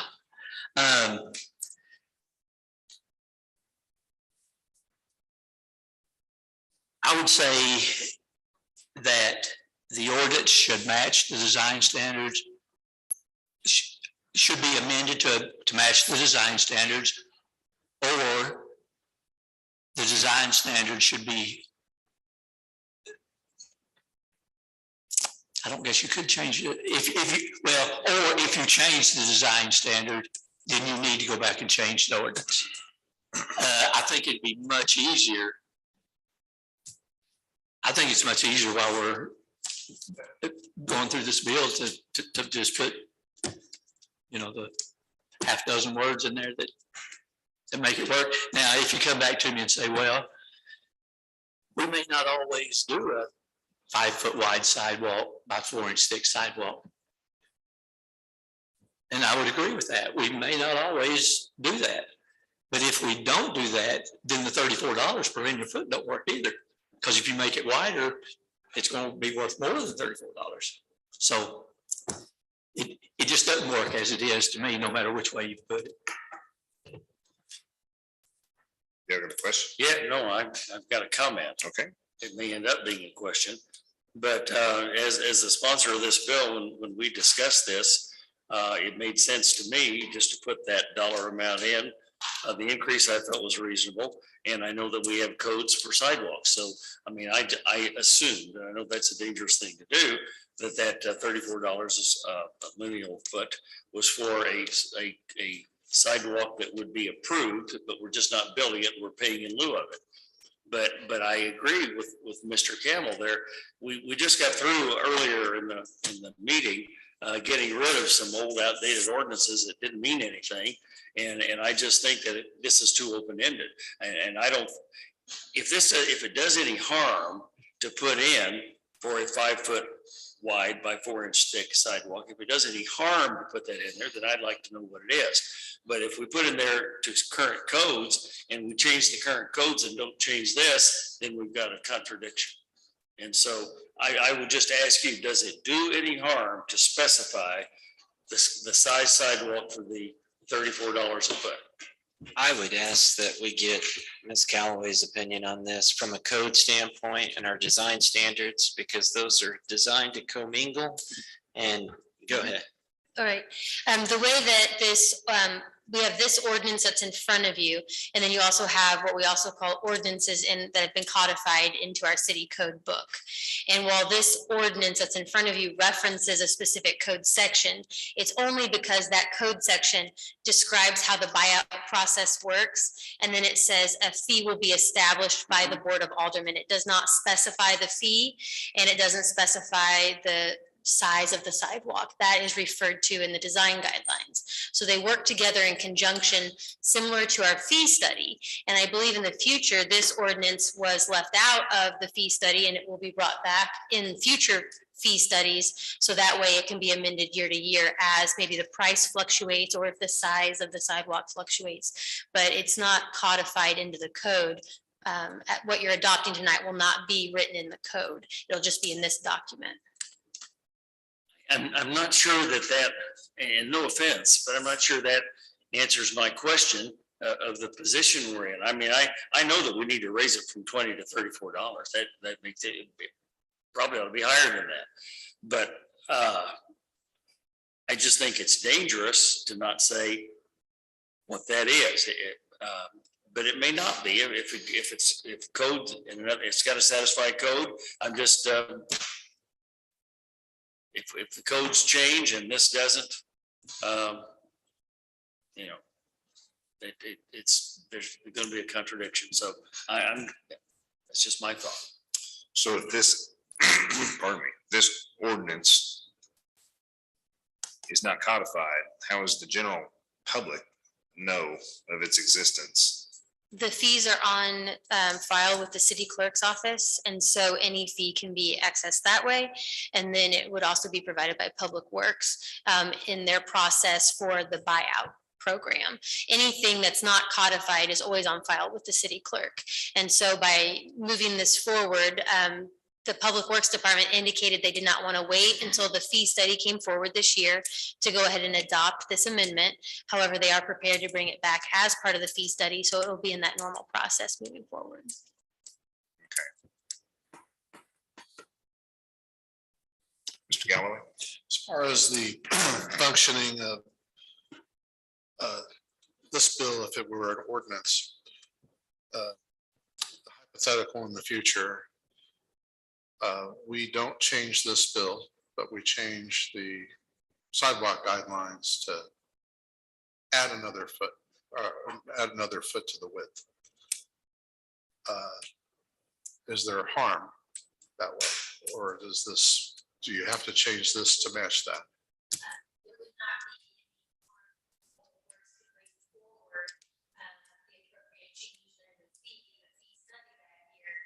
They had enlarged the sidewalks, they need to capture larger fees than to build those sidewalks.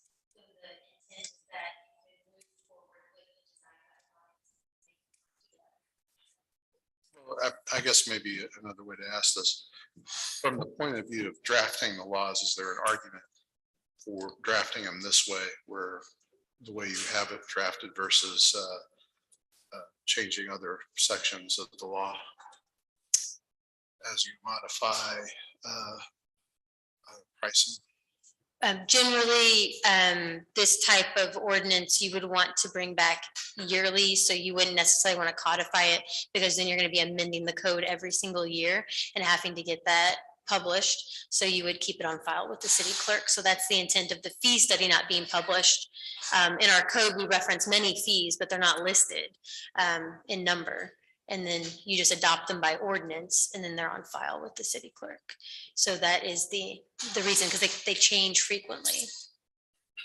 So the way that this is drafted is it's designed yearly to be changed? Yes, it will be. I believe Public Works hasn't done it in some time, but after our meeting, they will be bringing it forward every year, yes. Okay, thank you. So if we're worried about the width of the sidewalk and we're listing this as a linear foot, why do we not just list it as a square foot price? Then it doesn't matter if it's a 4 foot, 3 foot, 6 foot, 8 foot wide sidewalk.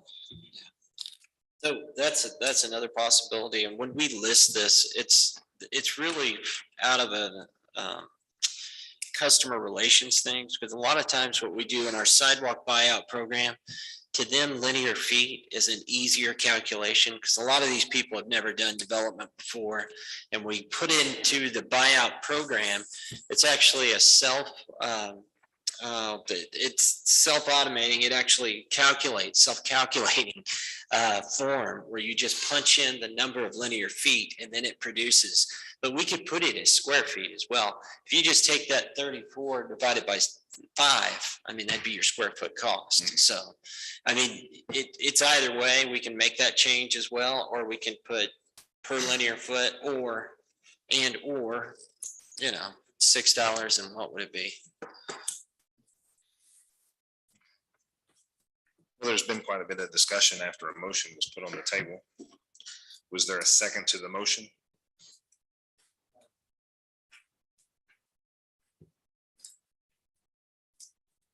I've got a question for the attorney first. Okay. You got the code book here in front of you? I do. Is it on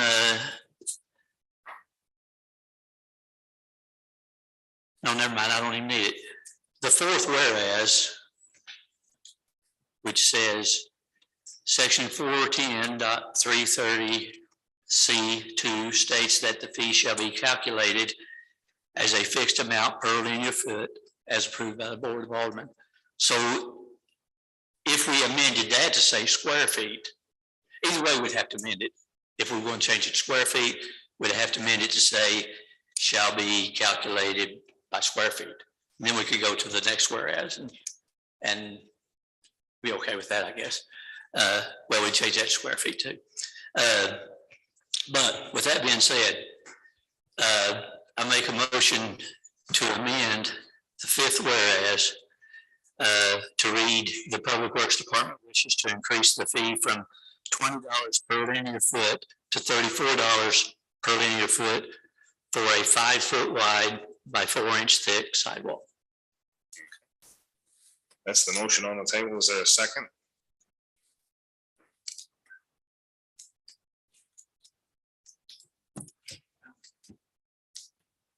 All right, hearing no second, that motion dies. All right. Are there any other comments, questions, or concerns with regards to the bill? Hearing none, this bill will be held over till the next legislative session.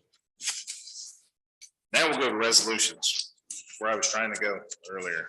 Sorry, sometimes I can't see very well. Mr. Galloway. Your Honor, I move that we read resolution 68 by title only. Second. Motion was made by Alderman Galloway, seconded by Alderman Flores. Place resolution 1968 on its first reading. All those in favor?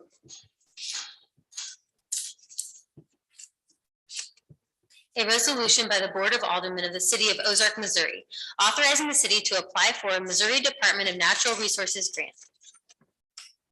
All right, Mr. Parsons. Yeah, it's that same presentation, Mr. Childers. It's just at the end of this. And I just learned this afternoon, and I hope this is correct, on the 16th, when we have our Board of Aldermen breakfast meeting, we're going to be talking about this in more detail. So I'll keep it very brief.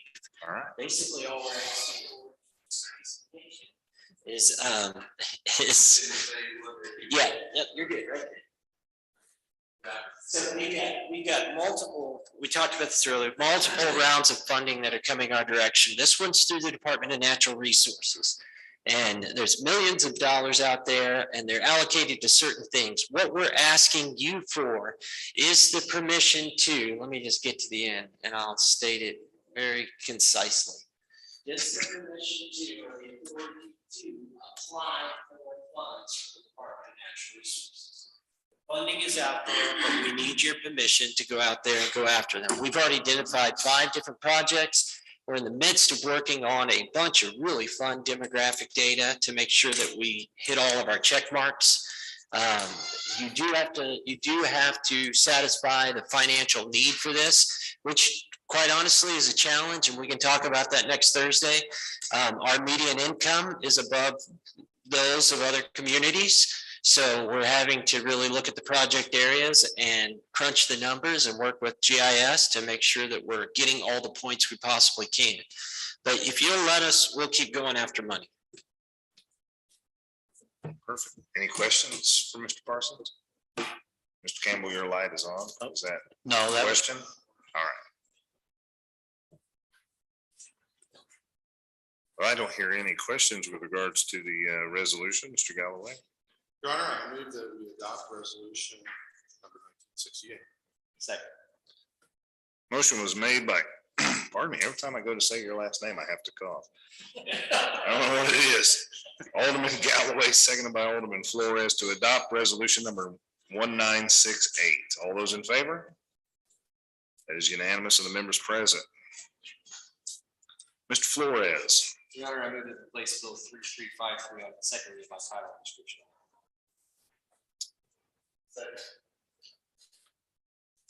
All right, motion was made by Alderman Flores, seconded by Alderman Gardner, to place bill number 3353 on its second reading by title and description only. All those in favor? Sorry. An ordinance amending the zoning code and official map by changing the zoning classification of certain property bordered by South 19th Street to the east and south.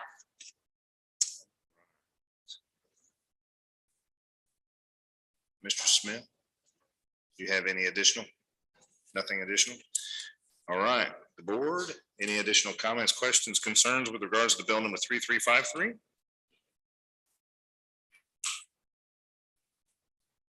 Hearing none. Move that we adopt bill 3353 as ordinance 22-024. Motion was made by Alderman Flores, seconded by Alderman Gardner, to adopt bill number 3353 as ordinance number 22-024. May I get a roll call vote, please? Alderman Alder. Alderman Flores. Alderman Campbell. Alderman Galloway. Alderman Snyder is absent. We have 5 aye votes, 1 absent. Motion carries. Mr. Flores. Move that we place bill 3354 on the second reading by title and description. Motion was made by Alderman Flores, seconded by Alderman Gardner, to place bill number 3354 on its second reading by title and description only. All those in favor? An ordinance amending the zoning code and official map by changing the zoning classification of certain property bordered by US Highway 65 to the west and South 19th Street to the south. Nothing again, Mr. Smith. Anything from the board? Questions, comments, concerns with regards to the bill? Hearing none. Move that we adopt Bill 3354 as ordinance 22-025.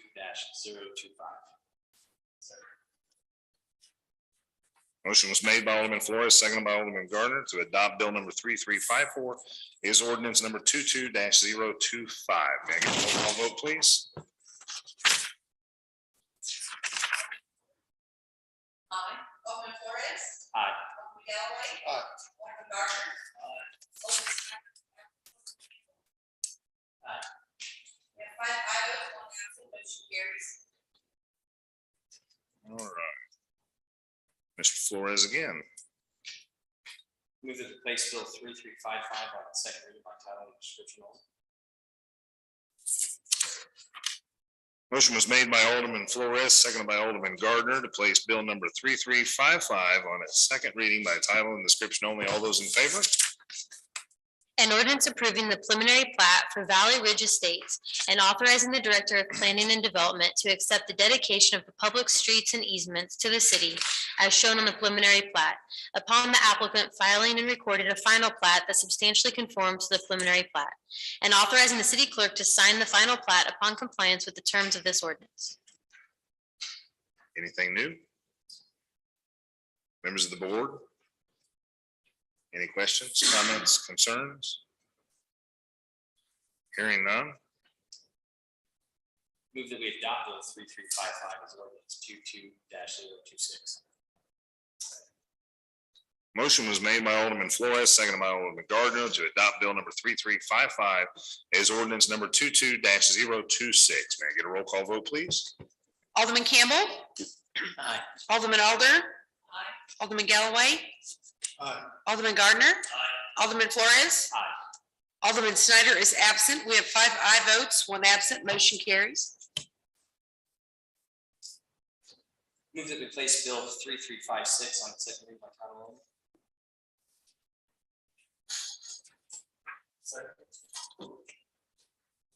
Motion was made by Alderman Flores, seconded by Alderman Gardner, to place bill number 3356 on its first, or pardon me, second reading by title and description only. All those in favor? An ordinance amending the municipal code of the city of Ozark, Missouri, chapter 407 signs. Signs everywhere there's signs. Mr. Smith, anything new to add? Members of the board, any questions, comments, concerns? Mr. Campbell? Yes, sir. I kind of on the subject today, and did not get to these last 2 bills that I presented. Can somebody come out to me, Mr. Smith, where the one is about I'm going to say like putting a real estate sign on the in the right of way on the corner of a street, in the corner of an intersection. Is that this bill or is that the next one? That would be this bill, but that is in regards to any signs. No signs in the sign ordinance are allowed to be on right of way except for the sandwich board signs down on the square that's around the public sidewalks. But generally, signs are not allowed to be in the right of way. Sandwich board signs, are they allowed to be at the intersection as a directional sign, or do they need to be in front of the business? They should be in front of the business. Okay. Okay. Well, as I hate to say it, I just want to let everybody know I'm going to make a motion to amend this bill based on a lot of mostly realtors, but in doing my own research, this is not a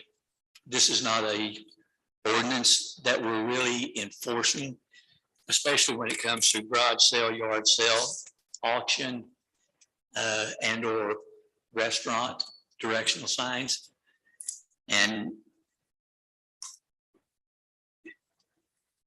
I just think that the amendment, if we're not going to enforce it, we might as well amend it to read what we want to enforce because it just cleans it up. It just cleans it up. We don't have an ordinance out there that admittedly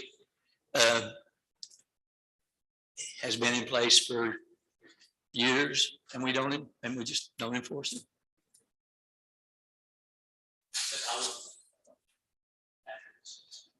Okay, any additional discussion? Mr. Gardner? I understand and had this conversation with Mr. Smith at the last meeting about this. And of course, that directly affects my business. I'm not one of the realtors that you talked to about this, but I can imagine that a lot of them would have had that. But a lot of those people didn't realize that this has been in effect for 6 years. And about, was it 2014 when it was passed, somewhere in there? It's been a while. And then I just decided it's, you know, you can't just turn your head and say, it's in the books, but we're not going to enforce it. You know, I know, I know, and we haven't approved it for years. So if this has any legitimacy, I think it needs to have a time frame on it because the majority of those signs that are put in the right of way are there for a very short period of time.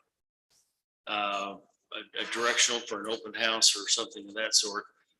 And that really puts the burden on planning and development to say, when did it go up and it's how long has it been there? And is it, I don't know that there's any good way of doing that. I guess what I would recommend is I would highly recommend not removing that from the ordinance. I would recommend that we step up the enforcement just because when they're in the right of way, that becomes a liability to the city in our right of way. If someone hits those, damages a car, MoDOT's right of way, the road district right of ways, I would highly recommend that we encourage and push more for enforcement. It may require an additional person to do that. And it may upset a lot of people, but I would imagine we should step up the enforcement as opposed to removing that and just blanketly allowing those in the code in the right of way. I agree. I don't want to agree, but I do agree. Because there's a reason why they shouldn't be in the right of way. It's a sign, there's just a lot of reasons. It could be in the way, bicyclists could fall on it. It could inhibit the line of sight. There are a lot of reasons. And if you start enforcing it, oh, your phone is going to ring off the hook. But because we haven't for so long. Yeah. But if it's the right thing to do, we need to enforce it. And there are a lot of reasons why it ought to be enforced. And I don't like it because of the business I'm in, but everybody's on a level playing field. If it's enforced, then every realtor and everybody else that wants to put something in the right of way is got to abide by the same rules. So. Man, it's like Christmas in here. The lights blinking everywhere. Listen. I'll wait till first. All right, now let's try it again. Who's going to get first? Well, You were first. I don't know. I'm gonna back up a little bit. I think what Mr. Smith said and what Mr. Gardner said is palatable. That's a word I heard earlier tonight. If we're going to enforce it, then I'm fine with it staying on the books, and I understand the reason for enforcing it, to reduce risk to the city. Now, the other question, which kind of comes off of Alderman Gardner's statement. Do we have staff to begin enforcing that? If not, what would the timing be? And I feel like timing is the right way to do it. During the discussion here tonight, I don't know how we word that, but because we need to let the realtors know that it's happening. We need to let the public know it's happening because they do the garage sales and the yard sales. They're going to have to clean up after themselves. do we have the staff to enforce it? And if not, when will we have the staff to enforce it?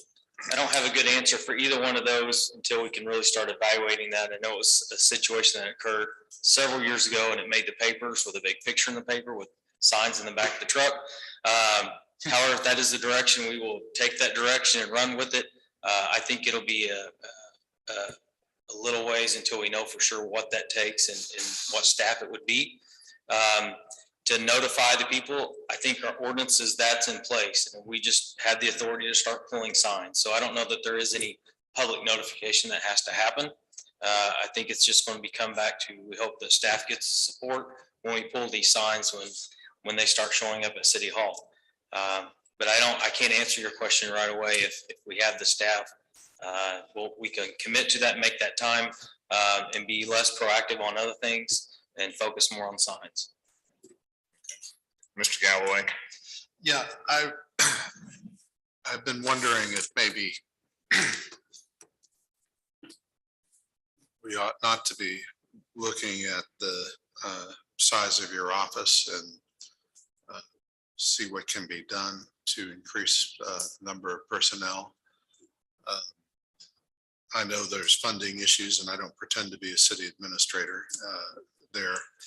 But I think we're getting to the size as a community that we're really going to have to enforce these things. And I take Alderman Campbell's criticism, or as he was promoting an amendment that he may be withdrawing, I'm not sure, on this ordinance as valid, which is, why would we pass something if we're not going to enforce it?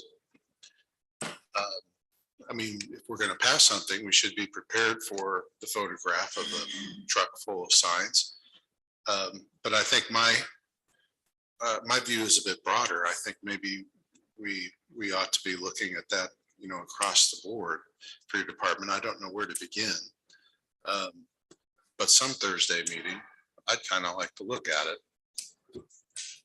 Yeah, I definitely would agree with that. And I think that comes with the remodel and additional office spaces and additional staff. And I would take it across the board for all departments. I'm assuming that every department has a situation where there's some things they just aren't staffed to completely do that could be looked at as well.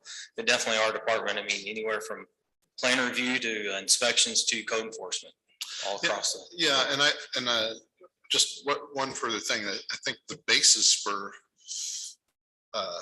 my request, and I do know there's limitations there in terms of money and space, but if we do have these codes, our public will expect them to be enforced fairly. If we don't have the manpower to enforce them, except just every now and then, that does bring about bad press. And beyond that, nobody likes to be treated unfairly and be singled out.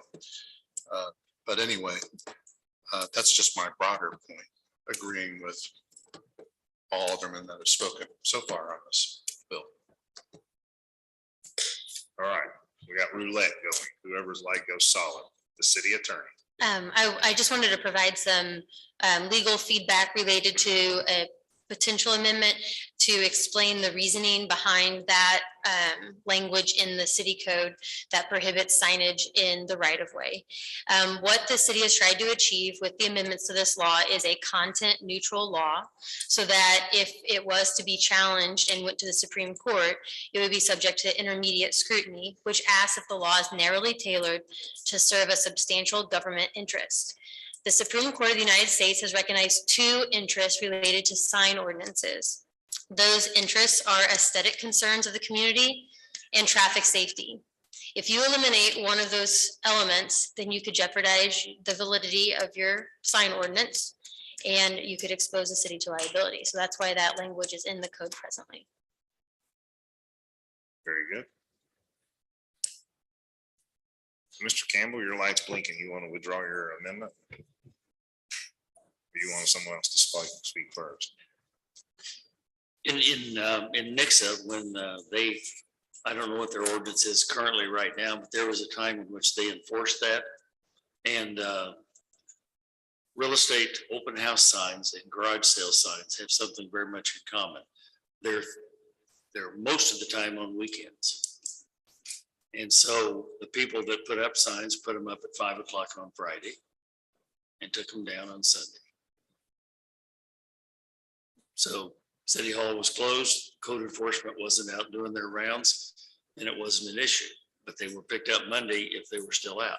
Second thing is that MoDOT has a policy, and I think that we could do this too. I understand if you pick up signs, that could be a big job, and you're gonna have a place to put them. And in here, it's not that place. What MoDOT has always done, because there's sign piles, and I've gone and picked up some of mine too, because the mowers, they get in the way of mowers and they pick them up.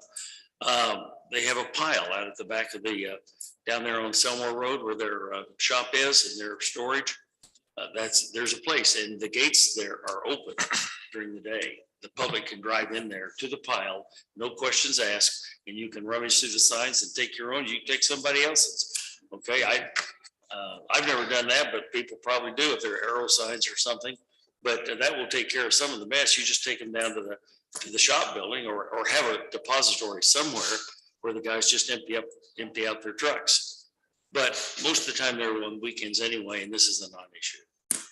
So only break the law on the weekend. I read between the lines. All right. Back to Mr. Campbell. You ready now? Or you want to? I'm not gonna make that amendment that I You said. want to pull it? Yes. With that being said, and now, the two things I want to voice are, one is, understanding the, blind intersection or interfering with the intersection visibility. I understand that. So I do think that, we cannot allow signs to be put in our right of ways at the intersections or wherever they may be.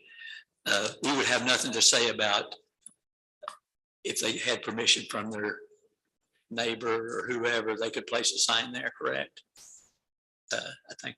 On a neighboring property owner, on private property. On private property. It would not be allowed on the right of way, which typically extends into the grassy area, and you cannot obstruct the site triangle. Okay. So with that being said, and along with what the legal stuff that the attorney just mentioned, I would say the main thing we're dealing with is the perception of the public. If we're going to let some people do it on weekends and some people not do it because they happen to do it on a Thursday or Friday, and we have to have the enforcement. We have to have the picture when it's first observed and follow up with a picture Monday morning, I guess, if it's a weekend deal. So at any rate, can I make a motion that this be tabled and go in and until we discuss it in a non-legislative work session like somebody mentioned a while ago? Or can I make that motion? Yeah, you can table the bill if you like. Yes, you can make a motion to table. I'll make a motion to table the bill until we. Do we have a date? It would be during, I think it was mentioned to do it possibly during a non-legislative work session when, oh, just leave it.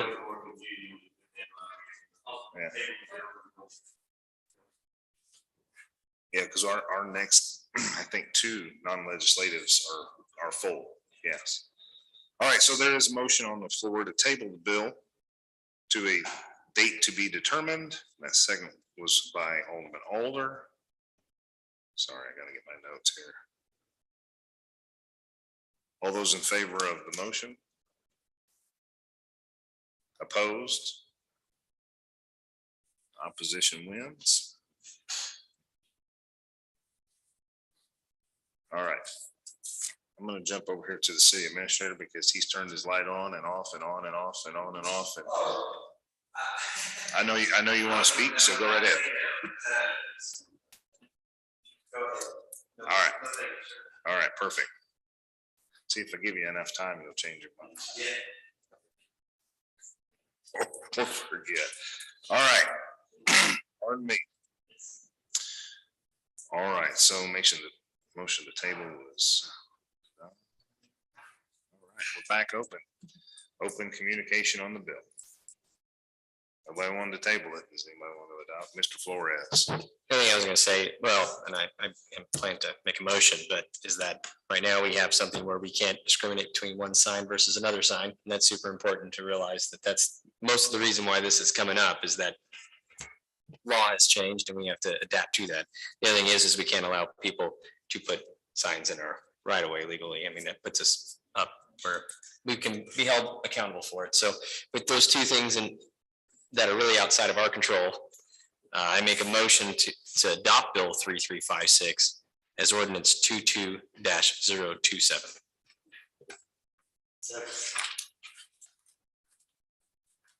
Hold on, we'd be 22-028, correct?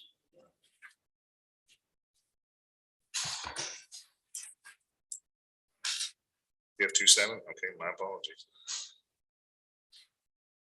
All right. Motion was made by Alderman Flores. Was there a second? I'm sorry. Yes. Mr. Gardner to adopt bill number 3356. All right, I started writing on the wrong line again. 3356 is ordinance number 22-027.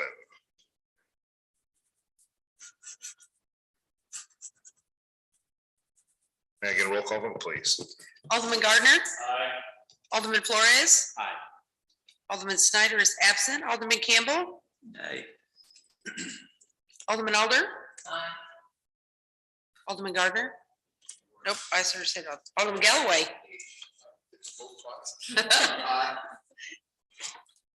We have 4 aye votes, 1 nay, 1 absent. Motion carries.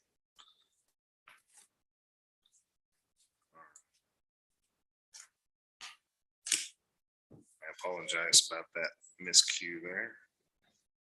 I started writing on the bottom bill. Mr. Flores. I move that we place Bill 3357 on the second reading by title and short description. Second. Motion was made by Alderman Flores, seconded by Alderman Gardner to place bill number 3357 on its second reading by title and description only. All those in favor? An ordinance amending the municipal code of the city of Ozark, Missouri, section 405-350 C4 design guidelines related to signs. Anything new, Mr. Smith? Any questions, comments, concerns from the board on 3357? Hearing none. I move that we adopt Bill 3357 as ordinance 22-027. Oh, I'm sorry. Yeah, 28. See, it's contagious. It's.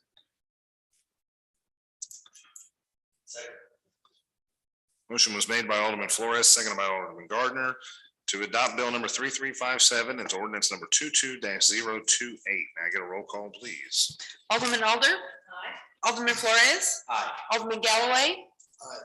Alderman Snyder is absent. Alderman Gardner. Aye. Alderman Campbell. Aye. We have 5 aye votes. Motion carries. Okay. That concludes the action items. Moves us into report of officers, boards, and committees. City Administrator, Mr. Steve Childers. 2 things, Mr. Mayor. First, I want to again congratulate Ms. Hodges. Great job. It's always a great pleasure working with you. We get through the day and week somehow, every day and week. I don't know. Couldn't do it without you. So way to go. That's a great accomplishment. Also want to remind everybody that we'll see you bright and early tomorrow, 8:30. You have a meeting. That's when it starts. We have guests from the Ozark Special Road District also, which will be here, which was posted, as they will also have a quorum to discuss potential subdivision in Marabella. So I just wanted to remind everybody of that. So, At the rate we were going, I thought we were just going to stay through. Yeah. So We have set up tents in the hallway. If you do want to stay, yeah, extra FEMA cots. yeah. We'll have monsters in the morning. So. Pardon me? I really didn't hear back from anybody other than the developer. So, but I included his team on that, and I was going to leave that up to him. Let's follow that up. OSRD's attorney. Oh, I'm sorry. I thought you meant the developer's attorney. I do not know that. I know SRD board plans to be here. So, How long are we thinking this meeting will last? we allotted an hour, so 8:30 to 9:30. We're gonna set up a I chess. don't know that much is, yeah, I don't know it'd be much different than before, so we'll. Wouldn't that be fun? We're gonna set up a chess clock. So everybody only gets a certain amount of time. There you go. That's all. I only say that because, it's always fun. All right, that's it for you? Any members of staff would like to interject anything, give an opinion, a report, designation? They're all secretly sitting there. I want an amendment to adjourn, or a motion to adjourn, but we're not there yet. We're not there yet. All right, so miscellaneous comments from members of the board and the mayor. I'll start first. Just because I'm ready to go, but not this weekend, but next weekend, Sertoma Duck Race Festival. Be prepared for lots of traffic and lots of people in our community. And we're expecting a huge turnout. If you haven't adopted a duck yet, you can. You might win a truck. If you don't want to adopt a duck, but you still want to win a truck, go to the OC on Thursday the 9th. You can give the gift of life, give some blood. For every successful donation, you get an entry into the Sertoma Duck Race Festival. So you could give blood and get a truck. It's a possibility.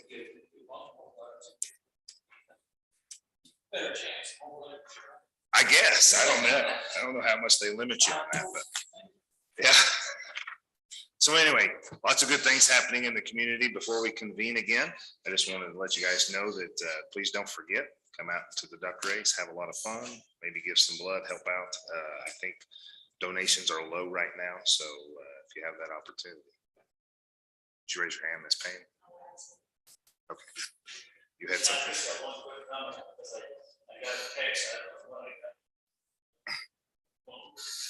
Texas from a realtor, all up, it's pretty big. And it's not in the city, but it's very.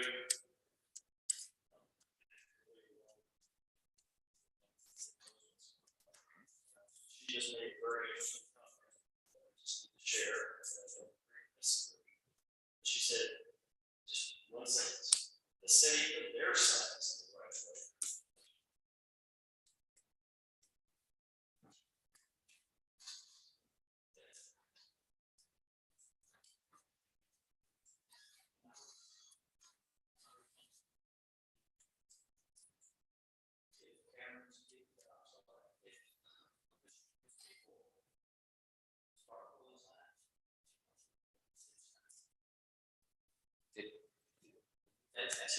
I don't remember that. I don't remember city center. The entrance to Apple Creek.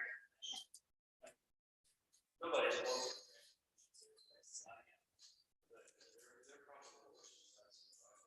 So it's the city. But, I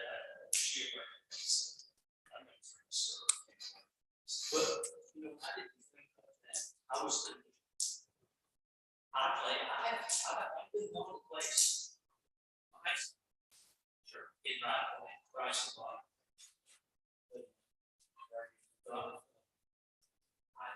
I would hope if we're we don't just we don't know if it's to the right way, things like that. We go for it's correct. I think with the rollover.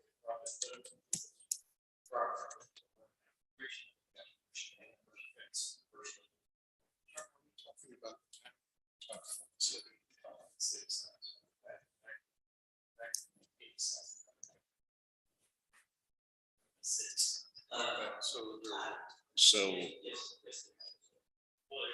it's not city, it's Walmart. I'm thinking that's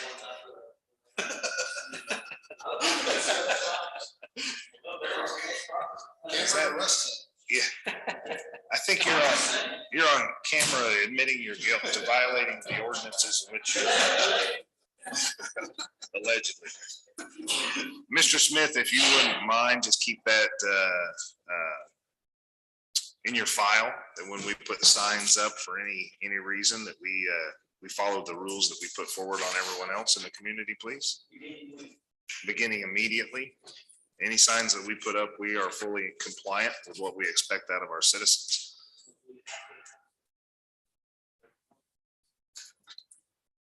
I think it's best practice for us to follow what we enforce. So any other questions, comments from the board? None? Speak now, forever hold your peace. Mr. Galloway? Ms. Alder? Motion was made by Alderman Galloway, seconded by Alderman Alder to adjourn this session of the Board of Aldermen. All those in favor? That is unanimous.